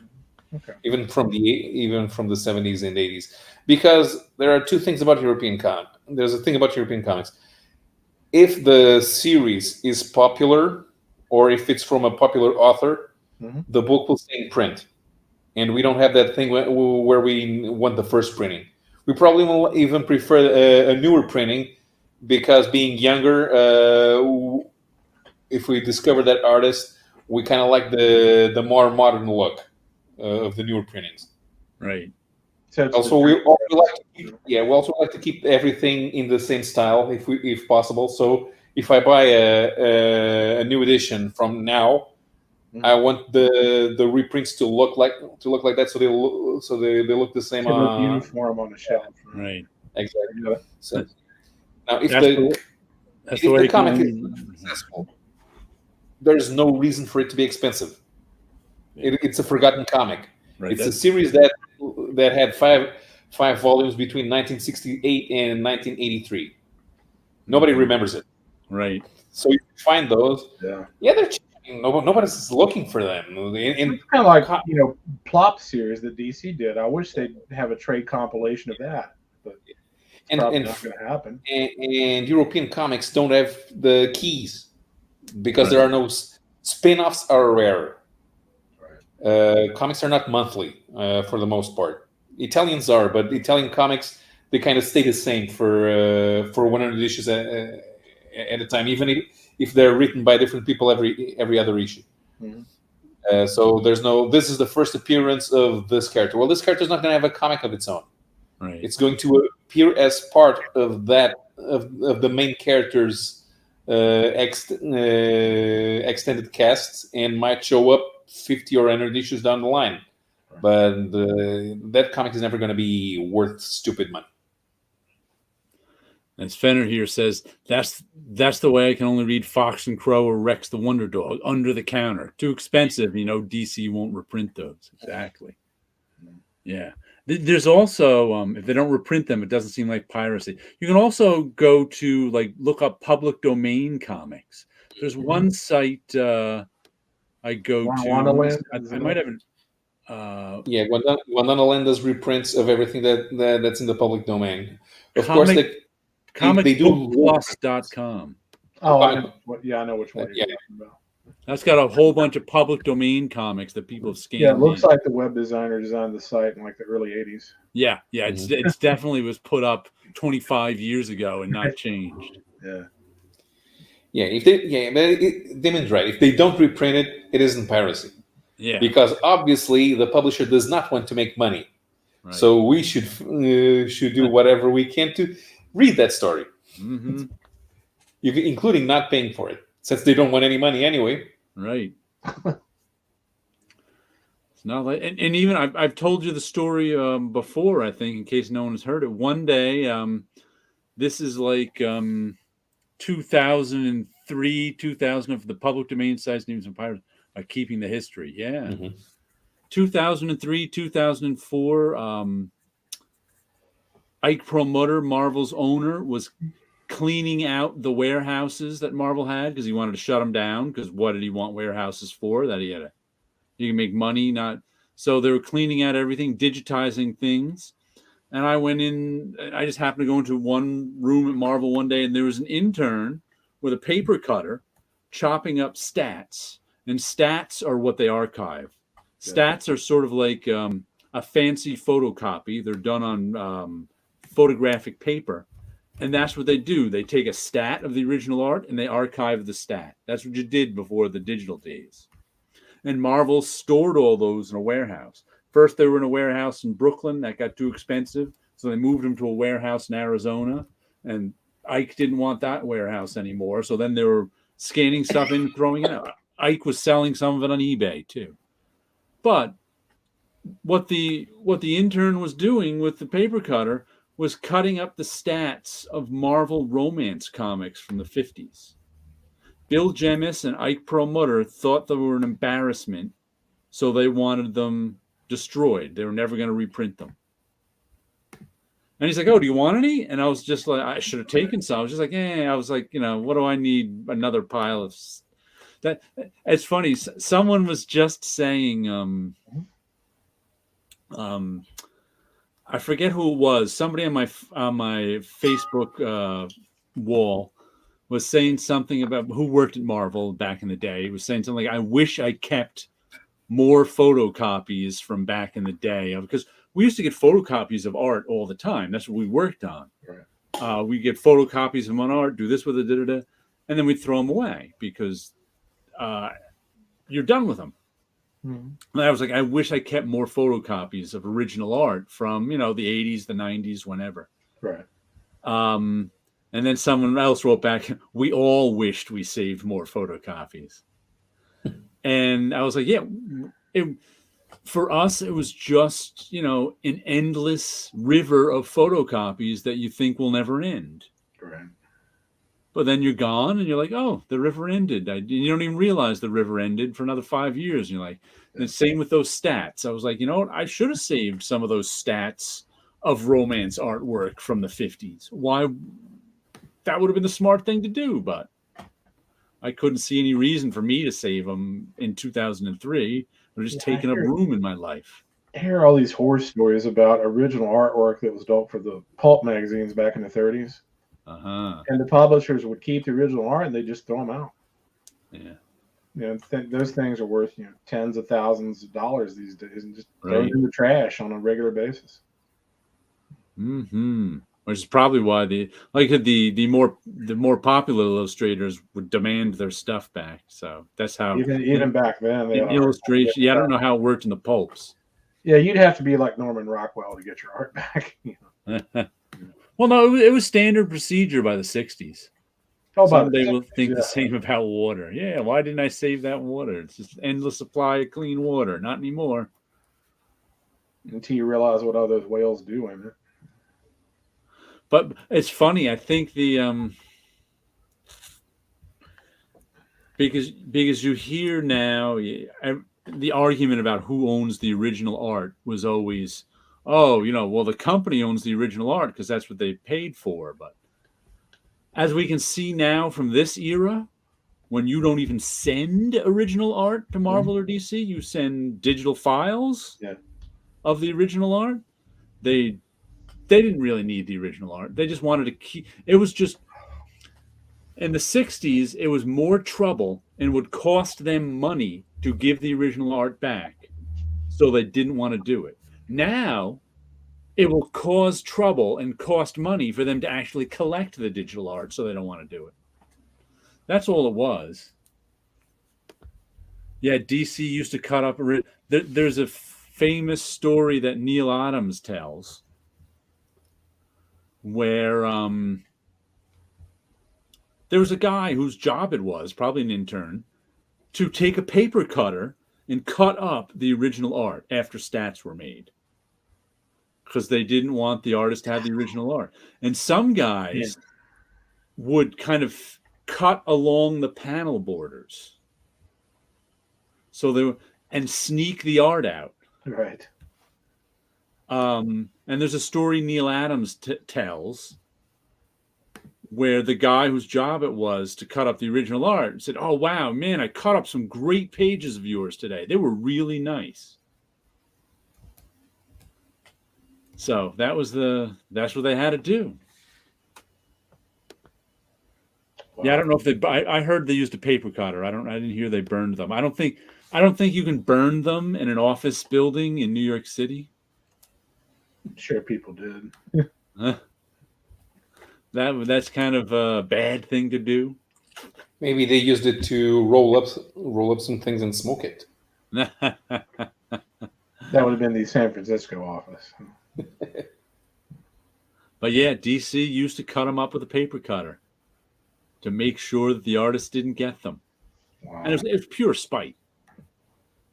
And I never thought about this till someone pointed it out to me many years later. Once again, we're into taxes. Mm-hmm.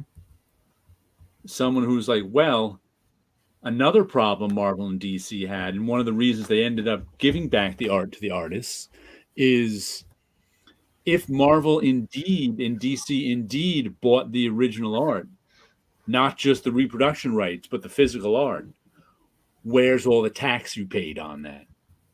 Because you pay taxes when you buy a physical property, when you buy a physical thing. We don't own it. They would owe taxes on all that original art. And all of a sudden they didn't own it anymore. Yeah.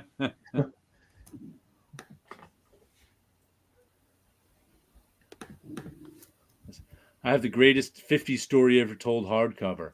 I won't get rid of it because of the age of it. Yeah, I have that one too. That's got some good Alex Toth in it. Yeah, I think I have that one. I think Frazetta was one of the first to demand original art back, and he took lower pay to do so. Yeah, but it's like he wasn't one of that whole book I just read about. What's this guy's name? George Petty. Oh, yeah. George Petty, in the 30s, made sure he got his original art back as an illustrator. He was like he not only got his original art back. The magazines only bought the first right to print it, the first publishing right. He always made sure that whatever he did, that was his stuff. That way he could sell the paintings and he could sell secondary publishing rights. Yeah. So that was a thing even in the 30s with illustrators. But you have to understand, illustrators in from like 1900 to 1950 were rock stars. Very much so. Yeah. Illustrators in that era, there was no television. The competition was radio.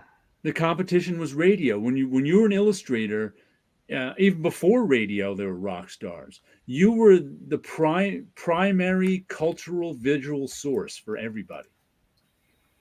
Like reading that George Petty invented the pinup before the word was invented.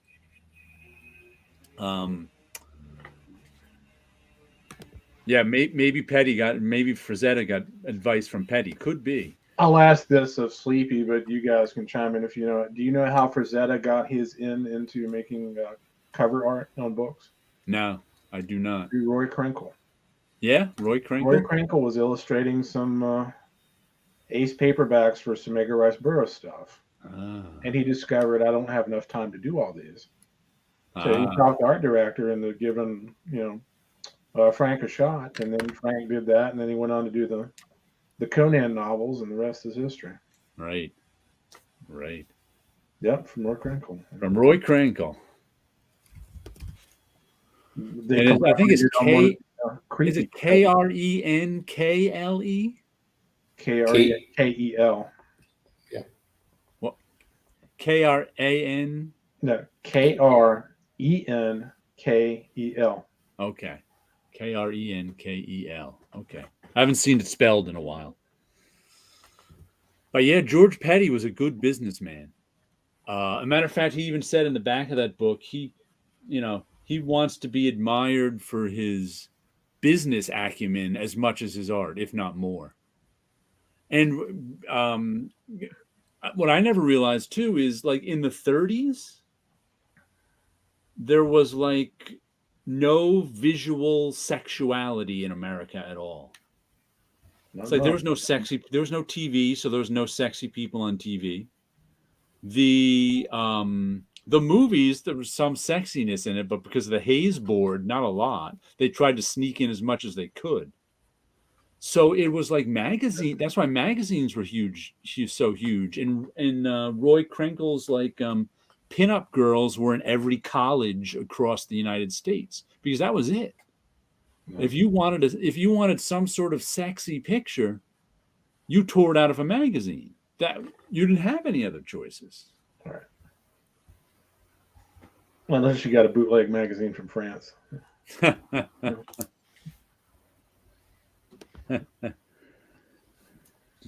There were spicy pulps. Yeah. Yeah, that was the actual name given to a subgenre of pulps called spicy pulps. And that was the low rent sexuality stuff. Mm-hmm.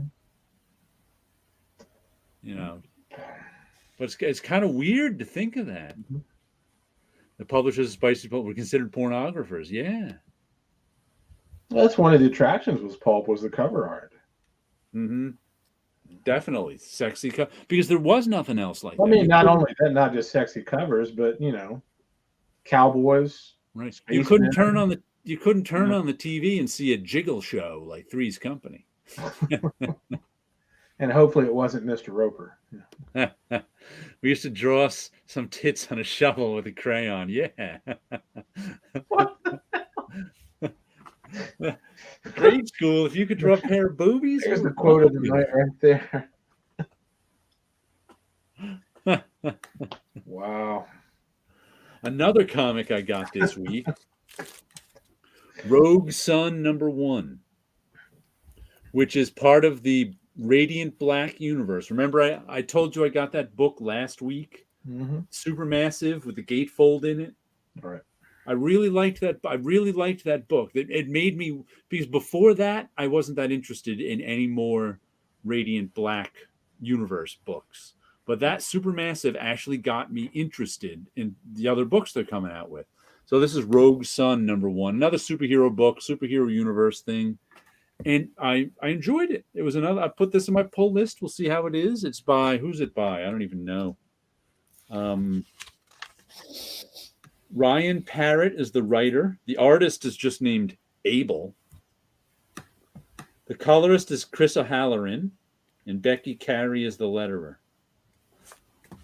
Good first issue. Enjoyed it.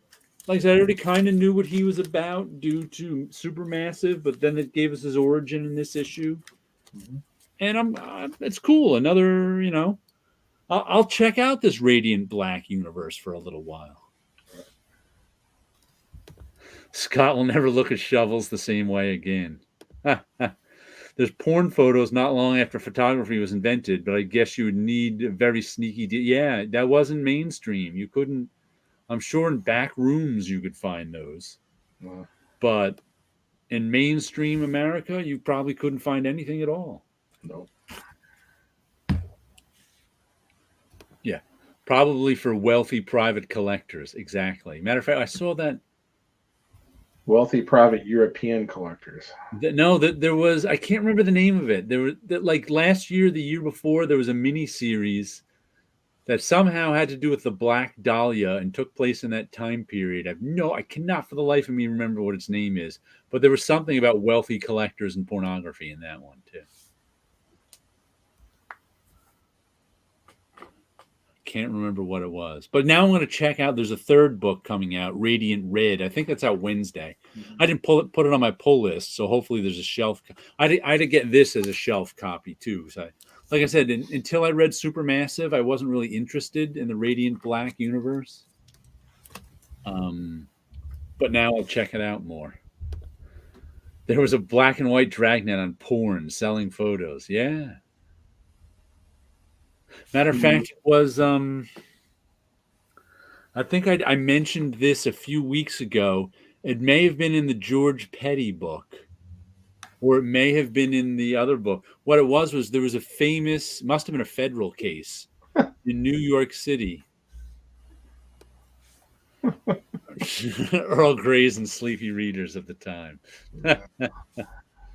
There was it must have been a federal case because it was they said, but it was a New York case with artists and their photographer and their models, where a judge said it was legal for artists to take nude photographs of their models. Yeah. It was free expression. And that led the way for illustration being displaced by photography in magazine covers.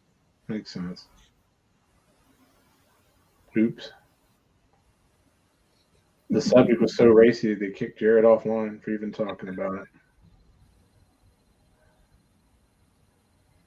Let's see if he comes back. I'm back. I got kicked out.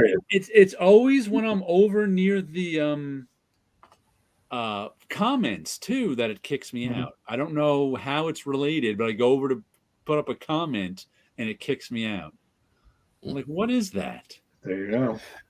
I'm gonna take the opportunity to go since I have to wake up earlier than usual tomorrow. Scott and I will hang out for a little while longer. You go to bed and get some rest.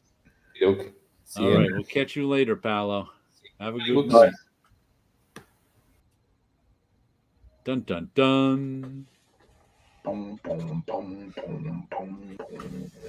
Ba, ba, ba. Yeah, but hopefully there'll be a copy for me of Radiant Red, whatever that. So what's after that? Like Radiant Plaid? No, there's a few other of the Radiants out there. There's because, as I said, when he originally started this, whoever started Radiant Black was like, it's kind of like the Power Rangers, my version of that. So that's one of the culture of photo clubs. They would learn how to develop their own film, and they would pay for nudes. Yeah, exactly. I've actually bought some of one of the things I do on occasion is you can buy old nude negatives from like the 60s on eBay. And I'll do that. I'll buy some negative of, and sometimes it's photo club models from the 60s, and I'll make it into something new. I'll, scan it in, Photoshop it, and turn it into my own thing. So occasionally I buy those old photo club stuff. Scott, was National Lampoon magazine restricted to adults only? I never read it. It had an adults only. In theory, from what I understand, in theory, it was supposed to be kind of like heavy metal, but it was on an awful lot of newsstands. Yeah, it was. I always saw it on news. It wasn't like behind the counter. Probably, I would assume a lot of clerks probably never even thought twice about it. Yeah. It was not behind the counter material like Playboy or Penthouse. I mean, granted, the average issue of National Lampoon may have had a little nudity in it, but not a whole lot. It wasn't really gratuitous, but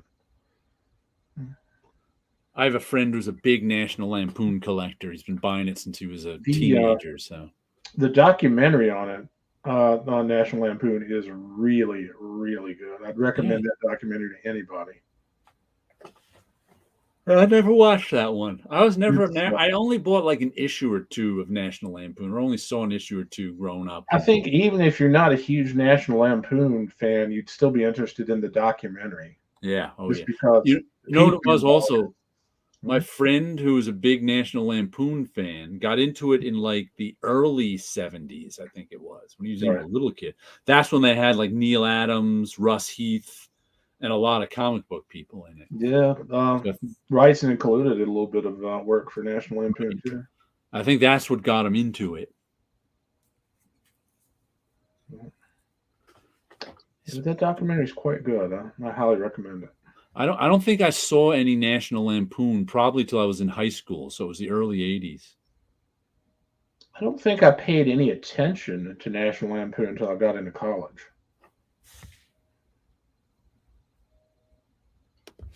Scott, I asked because isn't that where Russ Heath's Cowgirls at War strip was?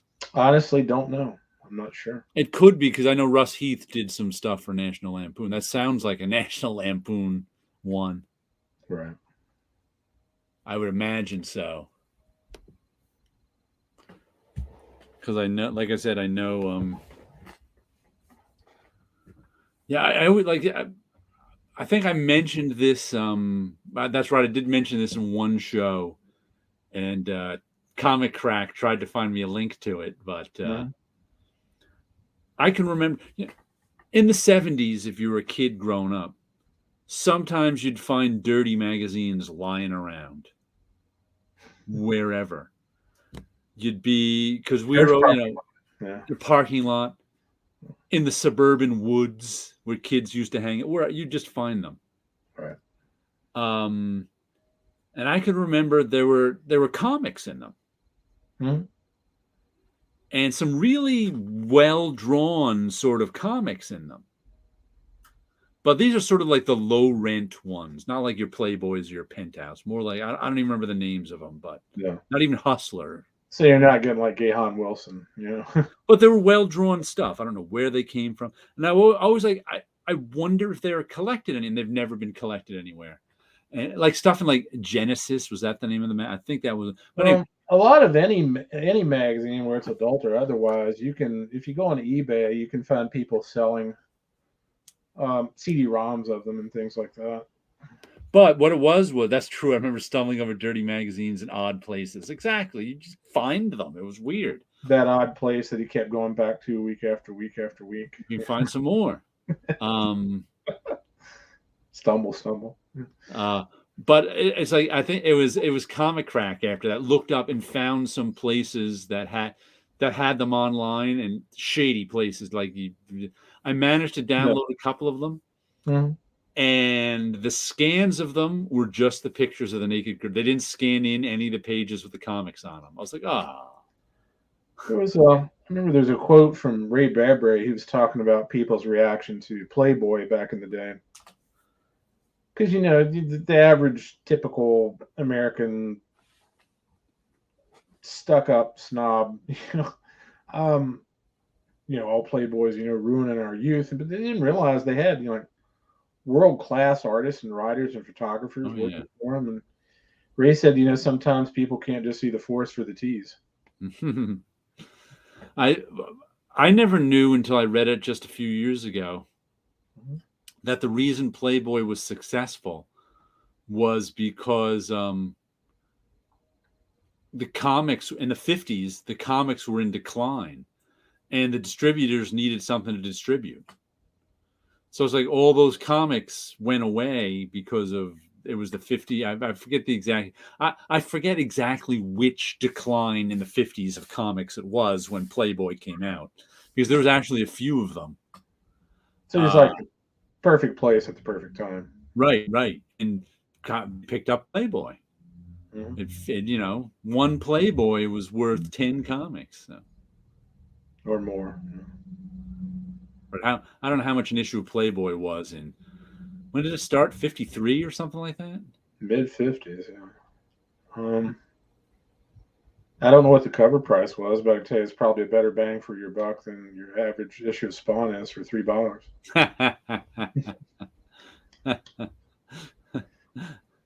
Sleepy Reader's getting tired of Gunslinger Spawn he's been reading, and I think the reason is he picked the Todd McFarlane written one to collect.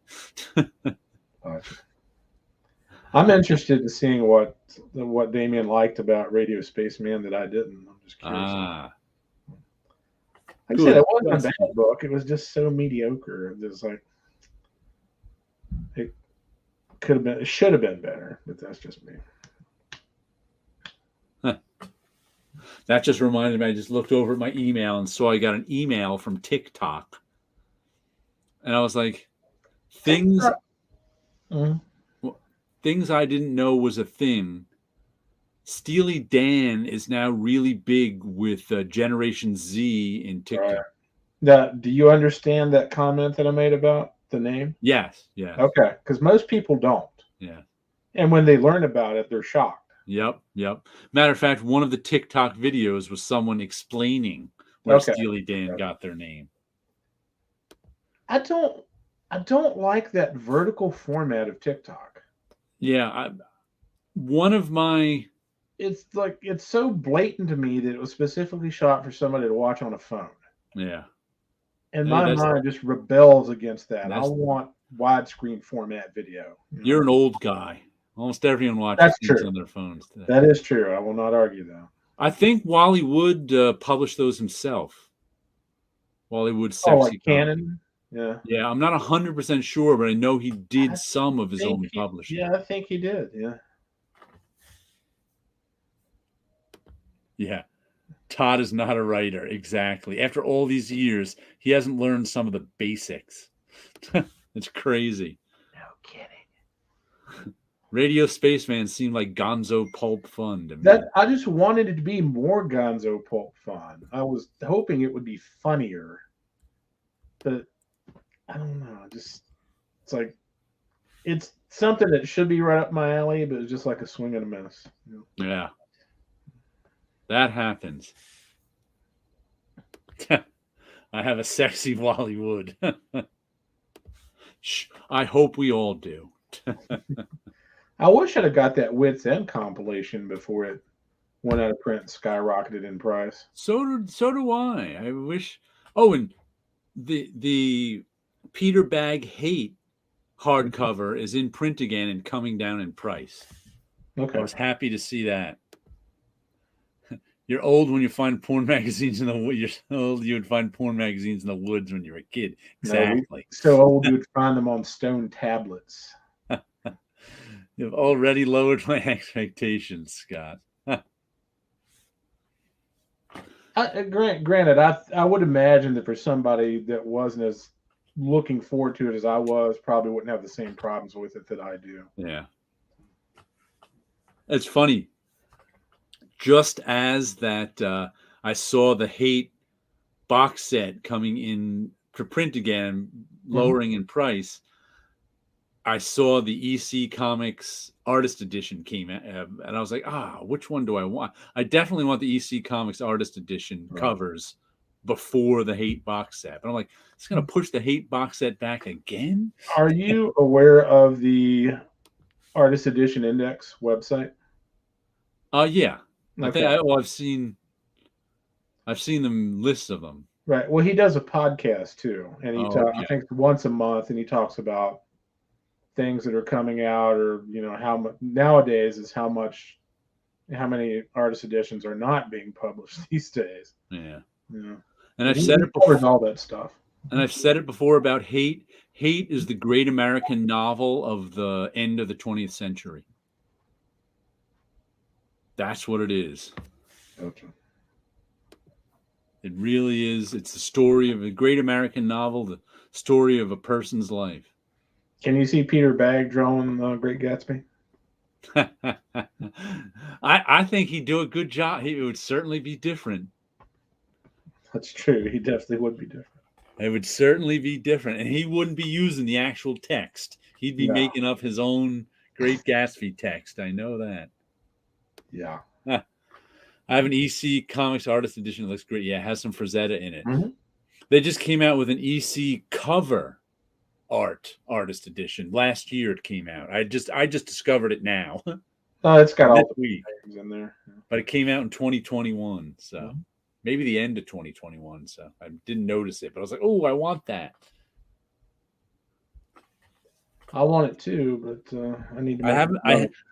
I haven't seen a must-have artist edition for me in a few years, probably because I've been broke.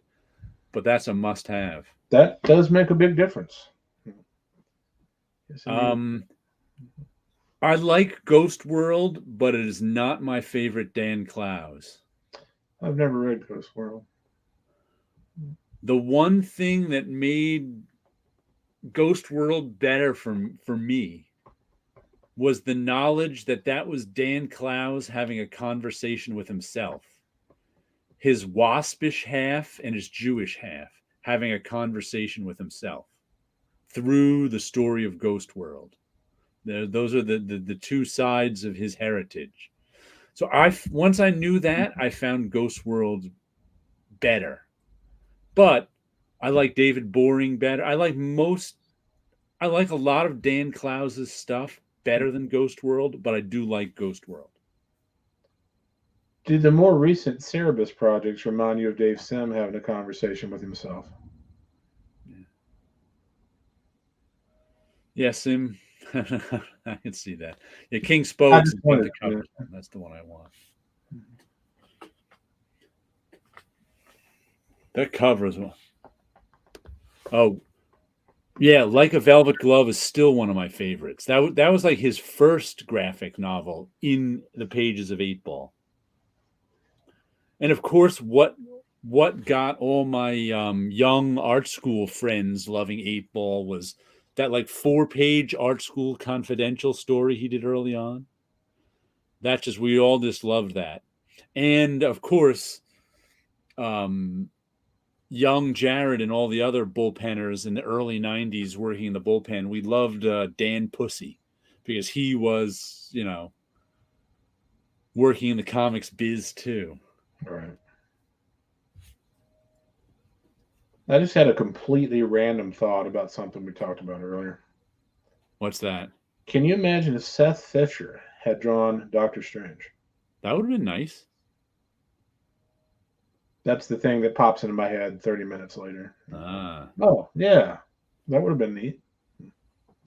Also, if you haven't seen the Ghost World movie, check it out. It's not really like the comic, but it's good, and it made me appreciate the comic more because there's some stuff in the movie that's kind of the same as the comic and some that's completely different. But it actually made me kind of look at the comic differently after I saw the movie. I've never read any of the comics, so I wouldn't know what's been changed in it. Have you read the Ghost World? Have you seen the Ghost World movie? Nope, I have not. I have not seen Scott Pilgrim either, and chances are I probably never will. Do art students not like superhero art, or they just gravitate more towards indie art and alternative art scene? When I was in art school, I would, first of all, I would only say that if you were to line up 10 art students, maybe 2 are really interested in comics. Of course, I was friends with the ones who were because we were all interested in comics. Mm-hmm. But just because you're in art school doesn't mean you know anything about comics. That's the first thing. And I had forgotten that before I started. Most, though there's certainly more indie comics fans in art school than there are in the general comic populace, I would say still superheroes were the most popular thing when I was in art school among art students. Now it's all manga. Almost all art students love manga. I think it's just a generational thing. It's like whatever you're exposed to growing up, that's what you gravitate towards. Right. Daniel Clowes is great. He's one of my... They're putting out a new 8-Ball collection, too, that's coming out this year. It's the first 19 issues of 8-Ball, all in one 600-page soft cover or something like that. So, I have all the issues, but... I wish Jeff Nicholson would come back and do some more stuff. My architectural school had lots of art curriculum, and comics and cartooning was a dirty word. Yet off my school, there was a bit that was kind of it too. My 2 schools that I went to, you were on your own with comics. You really were. But there was other students there who might be into them, and they're still my friend. Right. There are, let's see, there's at least half a dozen of my friends who I've known since art school who were all comics fans. We all marked at Marvel together too. So if you were a comic fan at art school, you know what's funny? Here's another story about whenever I hear these stories about how comic fans aren't welcoming in diversity, I'm like, well, that's because especially if you're a certain age comic fan, you were not liked. If you were, if you were in high school with me, no one said they were a comic fan. Right. If people found out you were a comic fan, they'd make fun of you at best. And the girls wouldn't if a girl found out you were a comic fan, that was it. They wanted nothing to do with you. That's why you hear so many comic fans say, I gave up comics when I became interested in girls. Yeah, I mean, if you'd have told me when I graduated from high school in '86, if you'd have told me that, when you hit the age of 50, that comics and role-playing games and video games are going to be the accepted cultural norm, I would have laughed in your face. Yeah, I think they're more accepted, but I still don't think they're that accepted. More than they were when we were getting more towards parody. Yeah. But I had a point to this, but I can't remember what it is now. Oh, well. That's what happens when you get old. Train of thought just derails. That'll come back to me in a minute. We'll talk about it then. Yeah. Have you read Craig Thompson, Ginseng Roots from Kilgore Books? I remember reading Blankets from him. Matter of fact, I recently bought Blankets. No, it was Bottom. Did he do Bottomless Belly Button? Was that Craig Thompson or was that someone else? I can't remember. But I think I recently reread Bottomless Belly Button by whoever did it. It was okay. Stan Lee said that at a Hollywood party, he hid the fact that he made... Oh, that was in the 50s. You were considered a pornographer if you made comics in the 50s. That's the way that went. That was nuts. I got back into comics in college with Flaming Carrot, Cerebus, Watchmen, and Ed the Happy Clown. Yeah, that's all good stuff. I was buying... See, I never got out of comics, which explains one of the reasons I'm not married, because... Right. That whole period when you were supposed to get out of comics so you can meet women, I never did. So I was lucky when I got back into comics because I had a friend of a friend that I went to high school with introduced me to the Tick and Sandman. I think he may have actually been reading Cerebus back in the day too, but things like that I didn't know about at the time. Mm-hmm. It's good to have a guide sometimes. Yeah. I haven't read Ginseng Roots yet. Loved Habibi. Okay. Yeah, I haven't read much Craig Thomas in ages. I was thinking Ginseng Roots and Habibi sounds more like a cooking show than a comics project. And the last comic I got for the Wasabi instead of Habibi. Yeah. Crossover, and this one is nuts. And this issue, we get to see Negan from The Walking Dead murder Robert Kirkman. Okay. It turns out the plot to this, like nice cover with them exploding out of the comic book. The plot to this one has been comic book heroes cross over into our world somehow. Right. And then the first story arc was about people trying to stop it. The second story arc was people trying to figure out what's going on, and somebody's been murdering comic book writers. Right. And it turns out it was Negan murdering comic book writers. And the first, 8-10 pages are Robert Kirkman trying to explain to Negan that it's not his fault, that he was just writing The Walking Dead, and Negan not buying it. And Negan's in black and white too, until he finally bashes Robert Kirkman's head in with a baseball bat with Lucille. And then we get Donny Cates, the writer of the book, showing up in the book, trying to write something so that they can end all this. Because he's like, I didn't write that part. I didn't write so now he's actually trying to write stuff to end this happening. And at one point, he even grabs a pointy word balloon and stabs the cop who's been holding him in the interrogation room with it so he can escape. Donny Cates does that. So all of a sudden he reaches up and grabs the word balloon and stamps the I saw that done. There was I can't remember the artist that did it, but there was I remember seeing it done before too, in like a comedy book. It was an Epic Illustrated. Ah. And it was like two ogres, creatures fighting each other. Right. And so somebody grabbed the word from the sound effect from the previous panels, like a letter T, whatever, grabbed it and stabbed the other guy with it and killed him. I saw it recently too. I don't know where though. Right.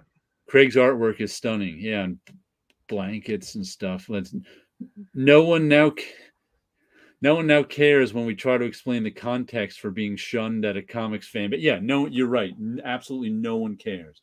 But that's because they don't. I mean, it explains a lot of behavior of comic fans, but no one cares. Right. They really don't. And I'm like, you got to give these comics fans a little room because they're used to. They're used to being, mocked and picked on for liking comics, and they're also used to people taking advantage of it. When you hear people say, she's especially with women, she's a fake comic book fan. That's because in the past, marketers have used women to sell comic book geek stuff. Right. And they will pretend that they like whatever you're into to get you to buy stuff to them. And these naive, shunned comic book fans would fall for it and then get pissed off that they fell for it. Right. I've seen that happen tons of times. Like I have said, I dropped Marvel in 1977 when I was 16. You and everybody else. I had the thought at the time that comics were in decline versus the comics I'd been reading in reprints. You and everybody else, most people when they're 60. When I was 16, I stopped reading Marvel comics, but I found tons of indie comics to read. That's what it was. I was always into other indie comics and stuff. And a comic shop opened a few towns over when I was 15. And I started going there regularly when I was about 16 so I could buy indie comics. That's the reason I kept going. Are you surprised older adults are still reading the big two? Sometimes I am. Sometimes I really am. I'm going to stop myself before I go on the rant. Nah, they want to paint us as bad guys. I've stopped trying to explain the past. Exactly. They really do. And it's no different than them painting us as bad guys when we were reading comics alone. One of the things that drives me crazy about comics is I'm ready for a good rant here. When you hear people complain that comics are just for 30 to 50-year-old men. Oh, comics are just for 30 to 50-year-old. Why don't we just make comics for 30? Without those 30 to 50-year-old men, comics wouldn't exist. The reason comics are for 30 to 50-year-old men is because everybody else stopped buying comics. If boys and teenagers and 20-year-olds didn't keep buying comics through the 70s and 80s, there'd be no comics. They would have gone out of business. If they had stopped buying them, superhero comics are the only reason comics are still around. Well, plus that's the age group that has disposable income as well. Well, you didn't need disposable income back in the 70s. No, but you do now. Yeah. It was now but it's like, and nobody says thank you guys for keeping comics alive. They all just say, "Oh, you think you're so privileged. You think comics are just for you." Well, that's because for 20 years they were. We were the only ones buying them. They wouldn't exist. The thing that gets me these days, and this is going to get me in trouble, but I'm going to say it anyways. And it's not just true of comics; it's true of other things as well. Where did this mindset come from that you have to like everything? It's not. See, I don't think it's a mindset that you have to like everything. I think the people who complain about Marvel and DC complain because they want to be 15 years old reading Marvel and DC comics. Right. That's what it is. I'm not talking about that as much. I'm talking about these days, if you don't like everything, And if you dare make a suggestion to somebody like, hey, here's an alternative that you may like something else, you get labeled as a gatekeeper. If you tell, I don't know. I've never had that experience, so I I don't have know. multiple times. So. It's like, how dare you tell me? I'm not telling you to read anything else. I'm suggesting something else you might like. Well, it depends on what you say. If you say, "Oh, that's true. That is true. That book you're reading is crap. Right. You should read this one instead." They're not going to like you. Oh, sure, absolutely. If you tell someone what they like is crap, they're immediately not going to like you. Well, I agree with that. Mind the comics. Never cared much about music. You had to pretend in high school. Yep. Bought my nephew Hellboy, and he's such a fan now at 22. But if I had not plopped down the cash, he would have never seen the book. Exactly. There's very few young people are going to go in and buy. Spend $10, $5, $10 on a comic. That Hellboy comment just makes me realize just how disappointed I was with Radio Spaceman. Yeah, there's a lot of rageaholics out there, especially on the internet. Oh yeah. Because when there's no consequences to somebody's action, there's no. I don't even try to convince people of things on the internet anymore. It's just impossible. No one is posting on the internet to have their mind changed. Something I noticed several years ago, and I don't know if this is a genesis point for it or not, but do you remember the comment sections on ain'titcoolnews.com? No, I never paid much attention because most comment sections are. Well, they started off with good intent. It's like the road to hell is paved with good intentions. It eventually became a point not where people were making reasonable, educated discussions about things in earnest. It became a contest of who could come up with the best insult for something. Oh yeah. And it's been like that ever since. It's bled into everything else. Oh yeah, there's comment section is full of trolls and people saying things without consequences. Right. That's just the way, comment sections will show you the worst of humanity. Oh yeah, if you ever want to know what you did wrong, just post a comment about something. I follow what Abraham Maslow said. Learn to live your life without the good opinion of other people.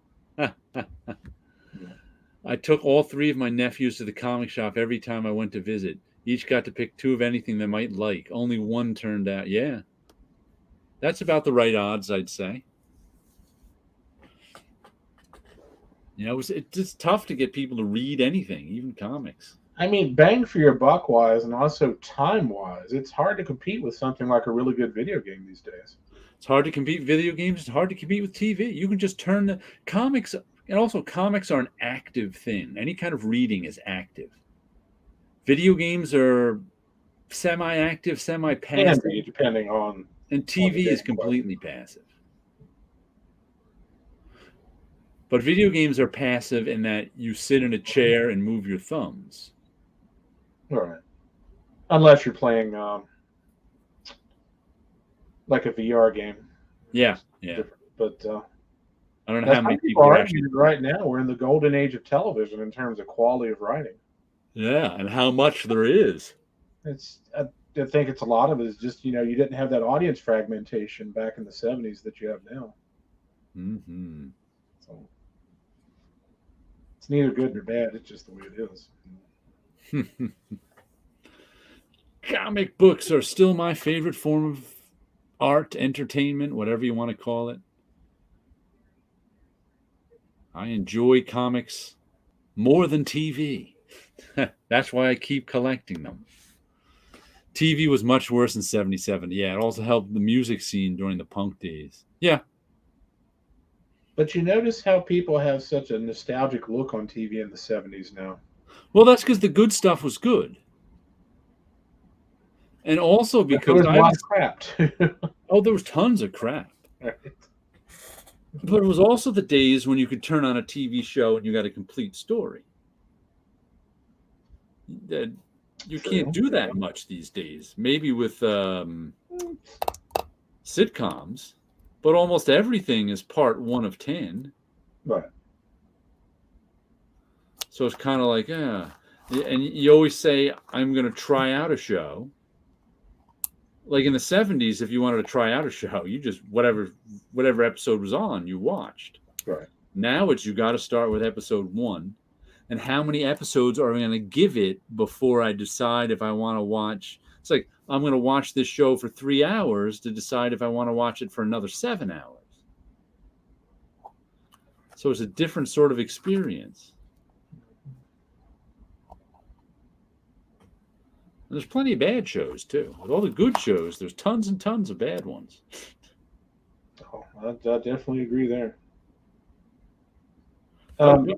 Any TV watching I do these days is usually nonfiction. Yeah. Like documentaries and science shows and history shows and things like that. There's a few exceptions. I did like Breaking Bad. Breaking Bad was really good. Yeah. But it's something I never probably would have watched unless a friend of mine had convinced me, you need to watch this. Also, I would have to say, you always hear people say, just because something's popular doesn't mean it's good.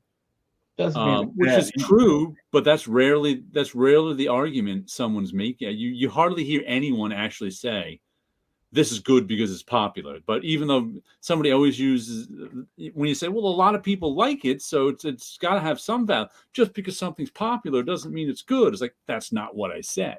But I think and then you realize the person is wearing the logo on their hat of the local college radio station.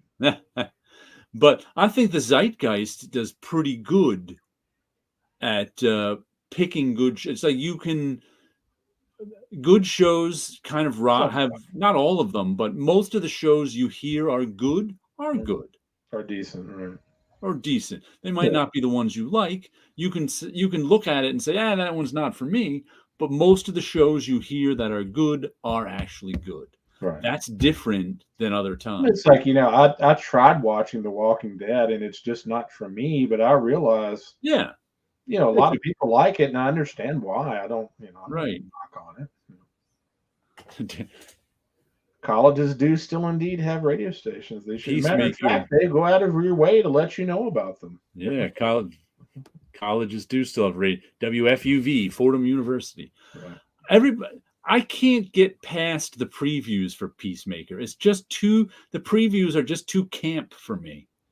And I find it weird what people accept with camp and what they don't. Because I've heard my whole life how the Batman TV show ruined Batman because it was so camp.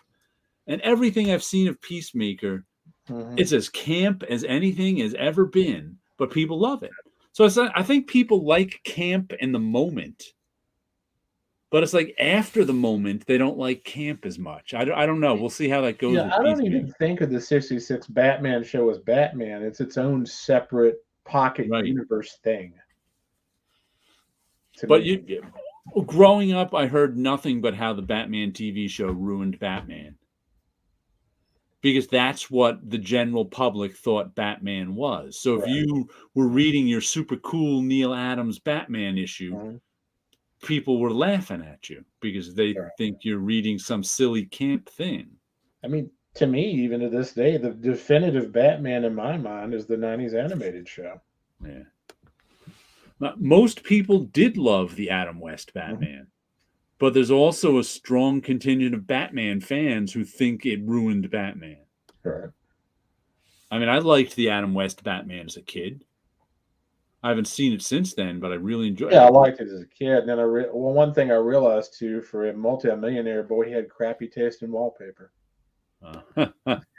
66 Batman taught me the concept of superheroes. I think I since I was watching it in reruns in the 70s, I knew superheroes before I knew 66 Batman, I think. So it didn't teach me the concept of anything. It was and the worst thing in Batman is Batman. I haven't watched it, but the Shazam movie was very campy too. Yeah. There's a new Batman movie out, isn't there?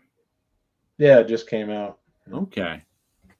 It was weird. It snuck up on me. All of a sudden, everyone was like, "Oh, the new Batman movie is good." I'm like, "Oh."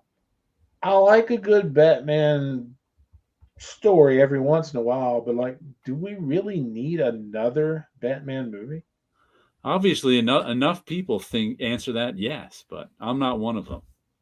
I didn't like any of the other Batman movies, so not that I Um, saw the last few. I don't even. I like the Christian Bale ones were okay. I watched the first Christopher Nolan directed one. Mhm. Thought it was terrible.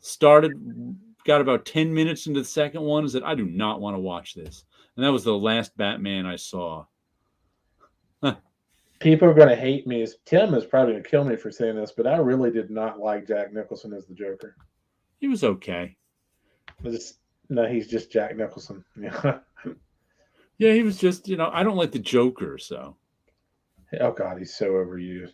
At the time, he was good. He put, Batman '89 got people to take Batman. It got the camp stink off of Batman. So Jack Nicholson was good for that. And then Joel Schumacher put it right back on. Yep. Which is what I find amazing about Peacemaker is because I don't think superheroes can escape camp. As seriously as anyone takes them, eventually you get to camp. Right. That's the way it goes. And I think Peacemaker is evidence of that. See, I'm just afraid. I know there's been talk of wanting to do a Doc Savage movie, and at one time, Dwayne Johnson's name had been attached to it. Yeah. I'm just afraid if they do that, they're going to do a campy version, and it's just going to ruin it. DC is almost entirely Batman. Yep. I thought Nicholson was, like I said, I'm never going to watch Batman '89 anymore, and like my opinion is expired because it's over 10 years old. Right. But I remember thinking he was okay. There was nothing wrong with it. I agree with you. The Joker is just so oversaturated. Yeah, I don't like I have no interest in the Joker, but Jack Nicholson was the Joker everyone needed in 1989. I'd be interested in seeing them do a villain that, not everybody and their brother knows about. Yeah. What was interesting about that Batman '89? I made this observation way back then. I saw it in the movies, of course, and I enjoyed it. I didn't think it was the greatest movie of all time, but I liked it. I came out of the movies feeling positive about it. And then, of course, when it came out on video, everybody got it on video except me. I borrowed a copy of it from a friend. Right. And I've never been much of a you have to see it on the big screen guy because I'm not a movie fan. I'm perfectly content to watch things on my TV. I've always heard movie fans say, "Oh, you have to see that one on the big screen," and I'm like, whatever. I'm just not that big a movie fan. Having said that, there are some movies. Batman '89 was one of them. I watched Batman '89 on TV and went, wow, this is really not as good on TV. There's something missing from it. All those glorious landscapes and kind of over-the-top performances. And there's a just couple didn't movies work on TV. Lawrence of Arabia, especially. If you see that on a big screen, oh yeah, you're like, oh damn, yeah, I see what they mean now. Yeah. I mean, I recognize there's a difference. I'm not saying there's not a difference between. I understand what people are saying when they say you have to see another big. I just don't care. Well, people have much nicer TVs these days too. Yeah. But even then, I just didn't care in general. It was kind of like whatever. I don't like movies enough that I need the movie experience. It's just the way it is. What I like about Peacemaker is that the superhero stuff is played mostly straight and the comedy is all in the characters. Yeah, the characters are all camp. I haven't watched it yet. I want to check it out. I just haven't. You know how sometimes your own preconceived notions stop you from doing something? Yes. I didn't watch Dexter until like season 2 because even though everybody said it was a really good show, the concept of a serial killer hunting serial killers is so stupid to me that I was like, oh, come on. But when I finally got past my own preconceived notion and watched it, it was a good show. I watched it all the way through. I I watched the new one. Yeah, I used to watch it sometimes. I'll go visit a friend of mine. So I've seen like maybe 5-ish episodes of Dexter, and they were decent. I liked them. Right. But it is one of those. There are certain concepts. Batman is one of them now, and I hate to say this, where just certain things have been so overdone in my mind, I just don't want to have anything to do with them Right. anymore. And serial killers is another one. Yeah. Zombies. No. In Peacemaker, I haven't watched because I can't get over my own idea of what Peacemaker is. Despite everybody who loves it, I got tons of friends who love Peacemaker. My idea of it is this: it's really, from what I've seen in the previews and from what I watched the Suicide Squad movie, it's too much. There's too much camp in it for me. But it might not. I mean, if I actually watch it, I might like it. But if I have to get over my own self. The Charlton character, not a campy, modern take on it. So lots of pathos in the character. Yeah, everybody said. I figure if I can get over my own preconceived notion of it, I'll probably like it. No, I liked Guardians. Matter of fact, I liked Guardians 2 better than Guardians 1. I'm one of those rare people. I liked Guardians until Star-Lord challenged Ronan to a dance-off. And then something in my brain kicked in. To paraphrase the movie A League of Their Own, there's no dance-offs in science fiction. Yeah. Like the only thing keeping me from liking Peacemaker is my own preconceived notions of Peacemaker. Once I get over them, I'll have to watch it. But how can those who don't enjoy superheroes and comics anymore enjoy them? Yeah, I generally don't. I mean, some stuff I watch and enjoy, but not all. I watch it on TV too. I don't feel any need to go out to the movies and watch it. Like I've watched about half the Marvel movies, and I've skipped the other half. Maybe not even. Maybe I've watched a third of the Marvel movies and skipped 2/3, and that's fine with me. Whatever one's interested in me, I'll watch. I don't have to watch them all. I liked the first Captain America movie. Yeah, that one was good. Mm-hmm. It's like I watched the third Avengers movie without ever watching the second one. I've only seen the first one. Yeah. So the first one, skipped to the second one, watched the third and fourth. That's good. I'm fine. I have to watch every single one. I've been meaning to watch Doctor Strange, still haven't. Right. I'm interested in seeing, and this is a generational thing that happens. Every generation has something they like and they consider their sacred cows. Yeah. And then the next generation come along and poo-poos all over it.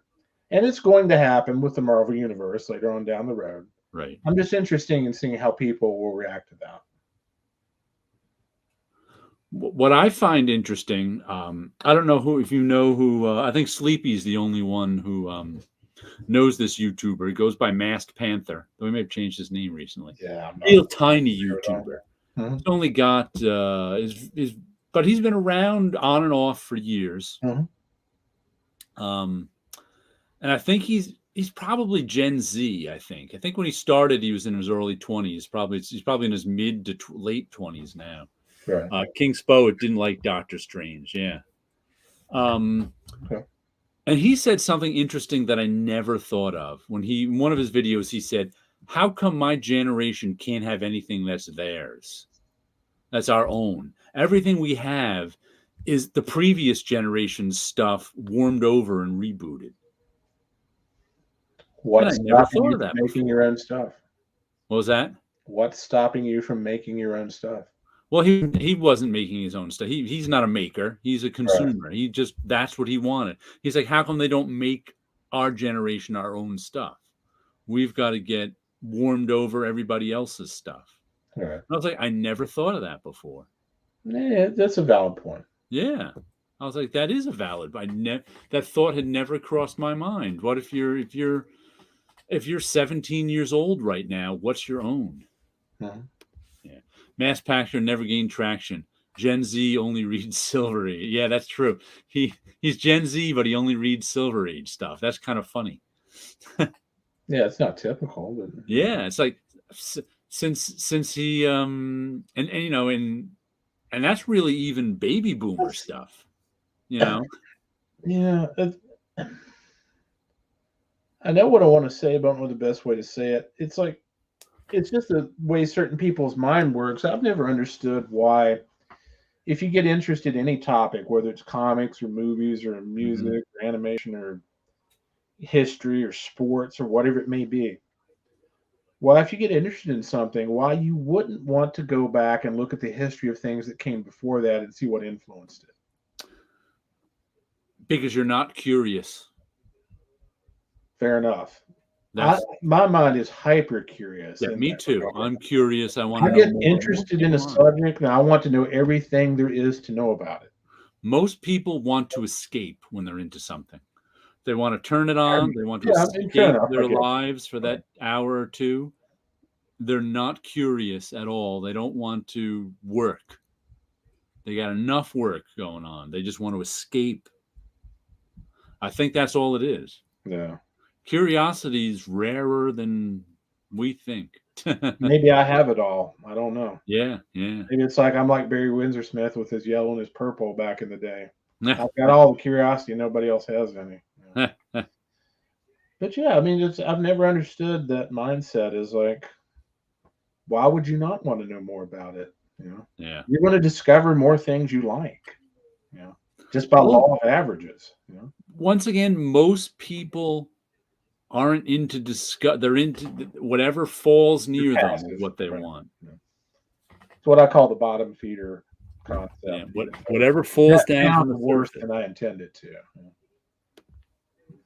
Pop stuff now has such broad demographics that reboots have huge audiences over the original stuff aimed at just new generations. And also, like, pop stuff now, a lot of it has a worldwide view. So they're really aiming at broad demographics. It's like we can't offend China with this. So that they're aiming for billion-dollar paydays. Can you imagine Blazing Saddles being released today for the first time? Man, we like to nerd out on our interests. That's a minority approach. Exactly. The psychological term is novelty-seeking personality. There you go. Most people aren't that.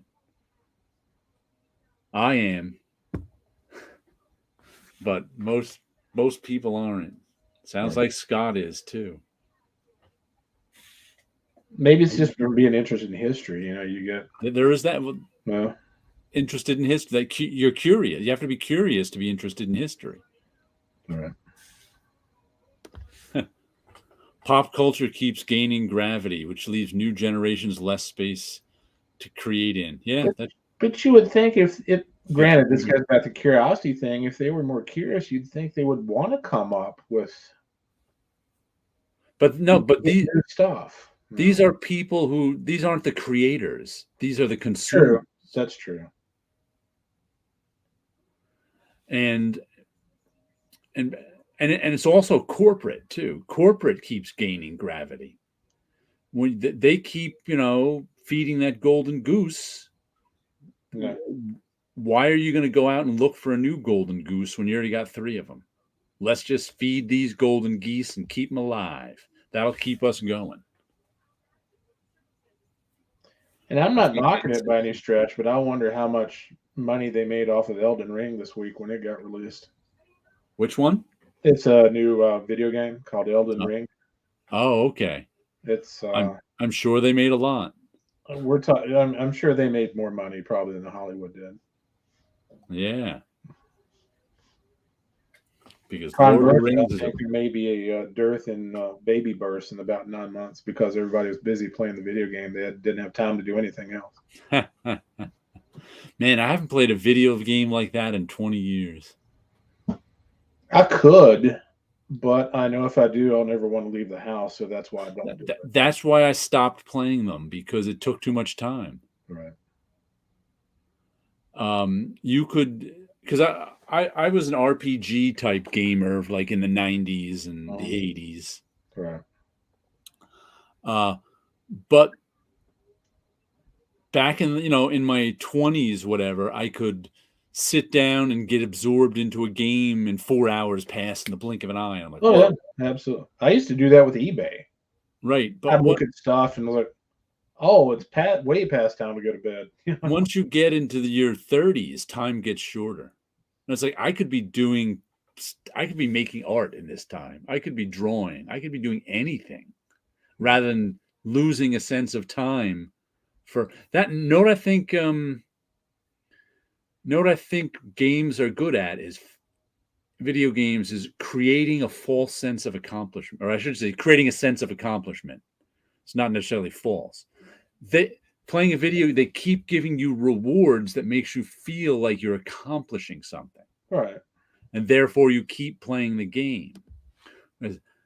I disagree. Today's the easiest time to find anything you want, easier to create, easier to find and consume.